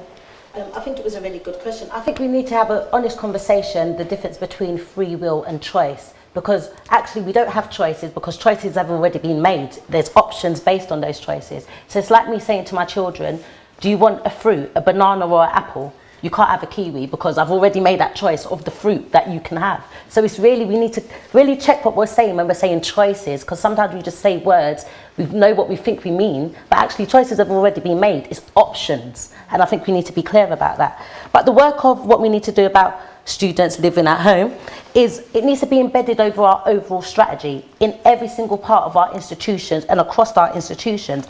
But we need to recognise and realise when we're having double standards. So we can't be working with partnerships in procurements and having tenders and saying we're about productivity, investing in people, but yet your commuter students has to travel 3 hours to get here, but we know that is not productive. Check yourself before you wreck yourself. Like, how can we, though, use these commuter students, what they're going through and the barriers that they're going through and turn them into employability skills that are recognised? So the fact that you can get in, come in, multitask, that shows that you can problem solve. That shows that you can work, prioritise workload. How can we change that into something that's transferable, that employers can see as a recognised skill through their barriers. I'm almost finished, 1 minute. Timetabling. These things ain't a new subject. Muslim students have been talking about timetabling during Ramadan, like how are we going to be more accommodating. Jewish students have been talking about, you know, Fridays is their days of prayers. This ain't work we shouldn't be. This isn't a subject that we should be just starting at level 1. You should already be at least level 2 already, because students have been talking about this already. So again, I just need to say to you, like, it's good that we're talking about it, but are we really understanding what we're talking about, or are we just trying to like think differently but not really thinking deeper? This needs to be embedded across our strategy, and there's already work that's being done. How can we leverage and pull levers? I hear that in the sector all the time. How can you pull levers and make sure that different departments can see that they're achieving their outcomes through understanding the overall strategy? We're started, but we've still got a long way to go. Okay, time for one last quick question. Is there a question? Okay, I'm going to take chair's privilege and ask the panel. We've touched on patchy productivity. Does anyone have, I mean, Charlie, I know you've done a lot of work on different parts of the country. Yeah. Do you want to, with a minute and 20 seconds, say anything at all about parts of the country that need particular attention? Transport. Great. There you go. Sorted. The rural came up, didn't it? Yeah, and Coastal is another big thing. I haven't got time for my 2-hour discussion on rural students and the way that they're not really accommodated for. But yeah, essentially transport links, good transport links. Sheffield is a city that knows well the issues with not having outstanding transport links with other parts of the country. And if we have better transport, particularly in the north of England, it would make a real difference to the opportunities that are available to people working and studying, and the options that they have. Thank you very much. Any final comments from my panel before we close? Just a plea really to follow up on the previous question, which was how can we build that kind of recognition that students who don't move away to study are also more likely to study to work locally into things like our indicator data. So, for example, the LEO data will start to take into account the geography, but also how do you take into account the student intake, that they're less mobile, and we have to be thinking about that. That has to be part of our consideration of employment outcomes for institutions in our data. Thank you very much. Could you join me in thanking my panel? Thank you very much indeed. And now I'd like to invite Chris Morwood to take the podium. Chris, as you know, Director of Fair Access and Participation at the Office for Students. Thank you very much, panel. Okay, thanks, Nicola, and thanks for not introducing me as a failed Mancunian, which is sadly the case, Charlie. Failed Mancunian technocrat. So I'm just going to finish off by reflecting on why we're here. What are the key conclusions for the day, and what are the key next steps? And I want to start with really what Kedra said at the start, which is talent is everywhere, but opportunity most certainly is not. And the OFS is quite strongly set up to deal with that. The 2017 Act that establishes the OFS requires us to work towards equality of opportunity in relation to access and participation. And indeed, as Michael said at the start, my role is concerned with fair access and participation. So we're concerned not just with improving opportunity, we're aiming for equality of opportunity. We're not just interested in improving access, but fair access. And indeed, not just fair access to higher education, but fair participation once you get there. So, for example, when we think about quality, as many people have said during the morning, we're also interested in diversity and how those two things can support each other. Of course, most attention is paid to our regulation of individual universities through the requirement for an access and participation plan if you want to charge higher fees. And as Michael talked about at the start, we're making some quite fundamental reforms to that. We're requiring every university to conduct an honest and rigorous self-assessment, identifying gaps in equality of opportunity across the student life cycle, taking into account where they're based, what their mission is, the type of students they have. And we want to reset the level of ambition across the sector by asking universities to set new objectives to address those gaps they can see again in their own context. And as we talked about at the start, we're giving more time for universities to innovate, to be more ambitious and to make progress on this. And of course, we're also challenging universities on the evidence they're using, what underpins the approaches they're taking and how they're targeting, how they're evaluating what they're doing and how they're improving over time. We take very strongly the points that were made today, for example, about the measures that are used. We also want to work towards multiple measures. Individualised measures must, of course, be used in relation to individual students. We're working to improve this with UCAS and government and others. We also will take account of how you manage that within your admissions, for example, and how you work, in how we assess your plans and how we monitor what you do over time if you're in universities. And I think the guidance is pretty clear on that, but do talk to us if you think it's not. Another key point is we will be joined up in our regulations. So yes, I'm focused on access and participation. Yes, I'm really concerned, for example, about the BAME attainment gap, but we join that up with how we regulate quality and standards, and we will take account of what you're doing in both areas and reach a rounded judgment around all of that. As we talked about at the start, we mustn't use data or indeed regulation as a barrier to making progress on these things, and if you think they are, then do talk to us about it. Universities told us that they could be more ambitious if we made the changes we're making. So we really want to see a step change over the next 5 years, and I'm looking forward to seeing this in a lot of the plans that we receive later this month. But importantly, this day is not really about the regulation of individual universities. It's not so much about the pressure side of things, it's about the support. And we also have a very clear duty in the 2017 Act to support good practice sector-wide, and that's really what we've been focusing on today. If we're going to make the progress that we all want in this area, we need to work together to identify the biggest challenges, what's causing them, what we can do about them, what approaches are being tried out in different places with different groups of students, how this could be rolled out in other places with other students. And importantly, government, OFS, agencies like UCAS, indeed the third sector, which is very strongly represented today, all have crucial roles in doing that. There are a number of challenges we could have identified today. So we could have talked about student mental health and well-being.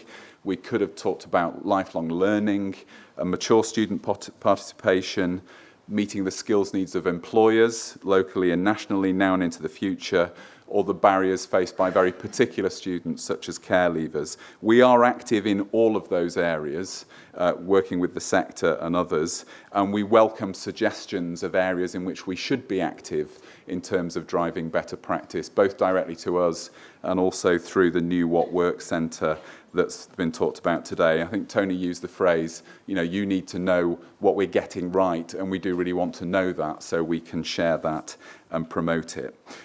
We chose 3 themes today, the 3 themes we've been talking about this morning, because they seem to us so absolutely crucial to fair access and participation in higher education. So to start with the first, we know that there is a stronger link between social background and school attainment in this country than many others, and yet currently less consideration given to social background in the judgment of students' potential through the admissions system. So we won't achieve fair access unless we can improve the way in which we consider factors other than exam results, unless we look at the whole person, as we talked about this morning within admissions. We've heard today how it's done in some other countries. We've heard how a step change can be achieved if we take different approaches, if there's the right leadership from university heads, if there's good indicators, but also good training and judgment in the process. And of course, it can't be done without the right support for students at all stages. We've heard what OFS can do with others like UCAS to improve evidence. I'm really grateful to Kedra in particular for the insights from the US, also Sally from Scotland, Vicky on the evidence base, enabling us to learn from others and really what could be possible, and also crucially to Claire and UCAS colleagues. UCAS has a really key role to play in making this work, and it's actually not often recognised how this has just become accepted now as part of what we do within admissions. What we need to do next is make a step change on it. So move to the second point. So we've known for years about the BAME student attainment gap in English HE. We've seen it through successive data reports published by people like Hefke and now OFS. We've heard a lot also about the causes, thanks to reports from people like Omar and Kalwant who spoke today. Those are, of course, issues like the paucity of BAME leaders and academic staff in higher education, the lack of understanding about what positive action can actually be taken within the law, and indeed the prevalence of deficit models in some of our assumptions and the ways in which we work, the lack of integration of BAME student perspectives in the design and implementation of interventions, and indeed inclusivity around the curriculum. Above all, as was said very strongly today, the need for very straight conversations within universities involving students, potentially mediated, as Valerie has talked about, but crucially purposeful. We've started to see some joined-up interventions. We've started to look at how universities that do seem to be making progress could share what they're doing with others. I don't think we've seen before this week, potentially, with this event, crucially the UK and NUS report tomorrow, such a clear commitment from the sector, from students, as well as our regulatory requirements to really deal with this as we have before. And if we can tackle this, and this is probably the biggest fair participation challenge we have in higher education, if we can tackle this, we can also set a high bar for others we work with, for employers and communities, as Tony talked about today and Hayatun talked about as well, and RAF. So to finish off with the third session, if you hear about higher education in the media, if you talk with your friends or your colleagues about it, it's quite likely to be about the linear model that's dominant in our culture, which of course assumes that students leave home to study on a campus when they're 18 or they're 19, and then they move straight into a graduate career. To a certain extent, it's never been like this. So going back to the origins of civic universities in the 19th century, to the establishment of polytechnics and the Open University in the 1960s, the expansion of higher education and further education in the 90s, there's always been a strong element of actually expanding higher education and changing it to meet different needs, and particularly students who want to study locally. But it's less like that than ever now, as everybody's just talked about in this last session. More students study whilst living at home. Actually, the new providers that the OFS is now regulating, many of those are really strong in focus on local students, mature students, niche professions, etc. And new models like degree apprenticeships are bringing different types of study into play. As we heard from Charlie, around half of students are now experiencing higher education and moving on to work in this way, studying and working where they grew up. And that means we can't assume that they'll choose courses in universities and colleges in the same way. They won't necessarily have the same learning and teaching and support needs, and indeed, crucially, as we talked about at the end, the same opportunities in the labour market, particularly if they're from parts of the countries with lower productivity and growth, and yet are the places that are most in need of their graduate talent and skills. So we need more than ever to ensure that we're not treating them as unusual, to pick up the point that was said at the end. And indeed, this is embedded in all of our work. That's crucial for current students, but also, as Bob has said, and indeed the Social Mobility Commission yesterday very strongly said, it's crucial for the future prosperity of towns and cities in all parts of the country. And so the next generation can benefit from higher education wherever they live. Any discussion of universities in the current environment is likely to touch upon the role of university in public debate, the extent to which we can be a prominent and public source of reason and evidence and civil debate. And I think we've fulfilled this today. We've brought evidence and perspectives of many different kinds from different parts of the UK and from overseas to address problems that inspire really quite different views. Most of the evidence and the experiences we've heard, but not all, has come from universities, and I think universities can be proud of the role they play in gathering and sharing this to the benefits of students and the communities in which they're located. But we must also acknowledge the ways in which universities can reflect and indeed compound inequalities in wider society. For students who have the potential to succeed in higher education but not the opportunity necessarily to get the top grades. For those from minority groups who may be underrepresented in universities or may perform less well than we might expect in universities, and those studying in ways that are not as well recognised and supported as they should be. For all these students, there is much more we can do, and we'll only command the heights of public debate as we want to if we can show that we're doing it and we're taking action over the next couple of years. So thanks again to Kedra and to Michael for such inspiring start to the day. Thank you to Martha and Omar and Nicola for chairing the sessions and the wonderful 2-minute contributions, brilliant concision from the many panelists. I want to say a special thanks to Shakira. If this is one of your last sessions, Shakira has been a fabulously challenging but also constructive first NUS president for the OFS to work with, and all the best for whatever you're going to do next. Thank you all to you for your such engaging contributions and questions, whether you're in the room or if you're out there on YouTube and Twitter, and I believe there's a lot of people contributing through that route. Have a safe journey home and good luck with all your work. Thank you.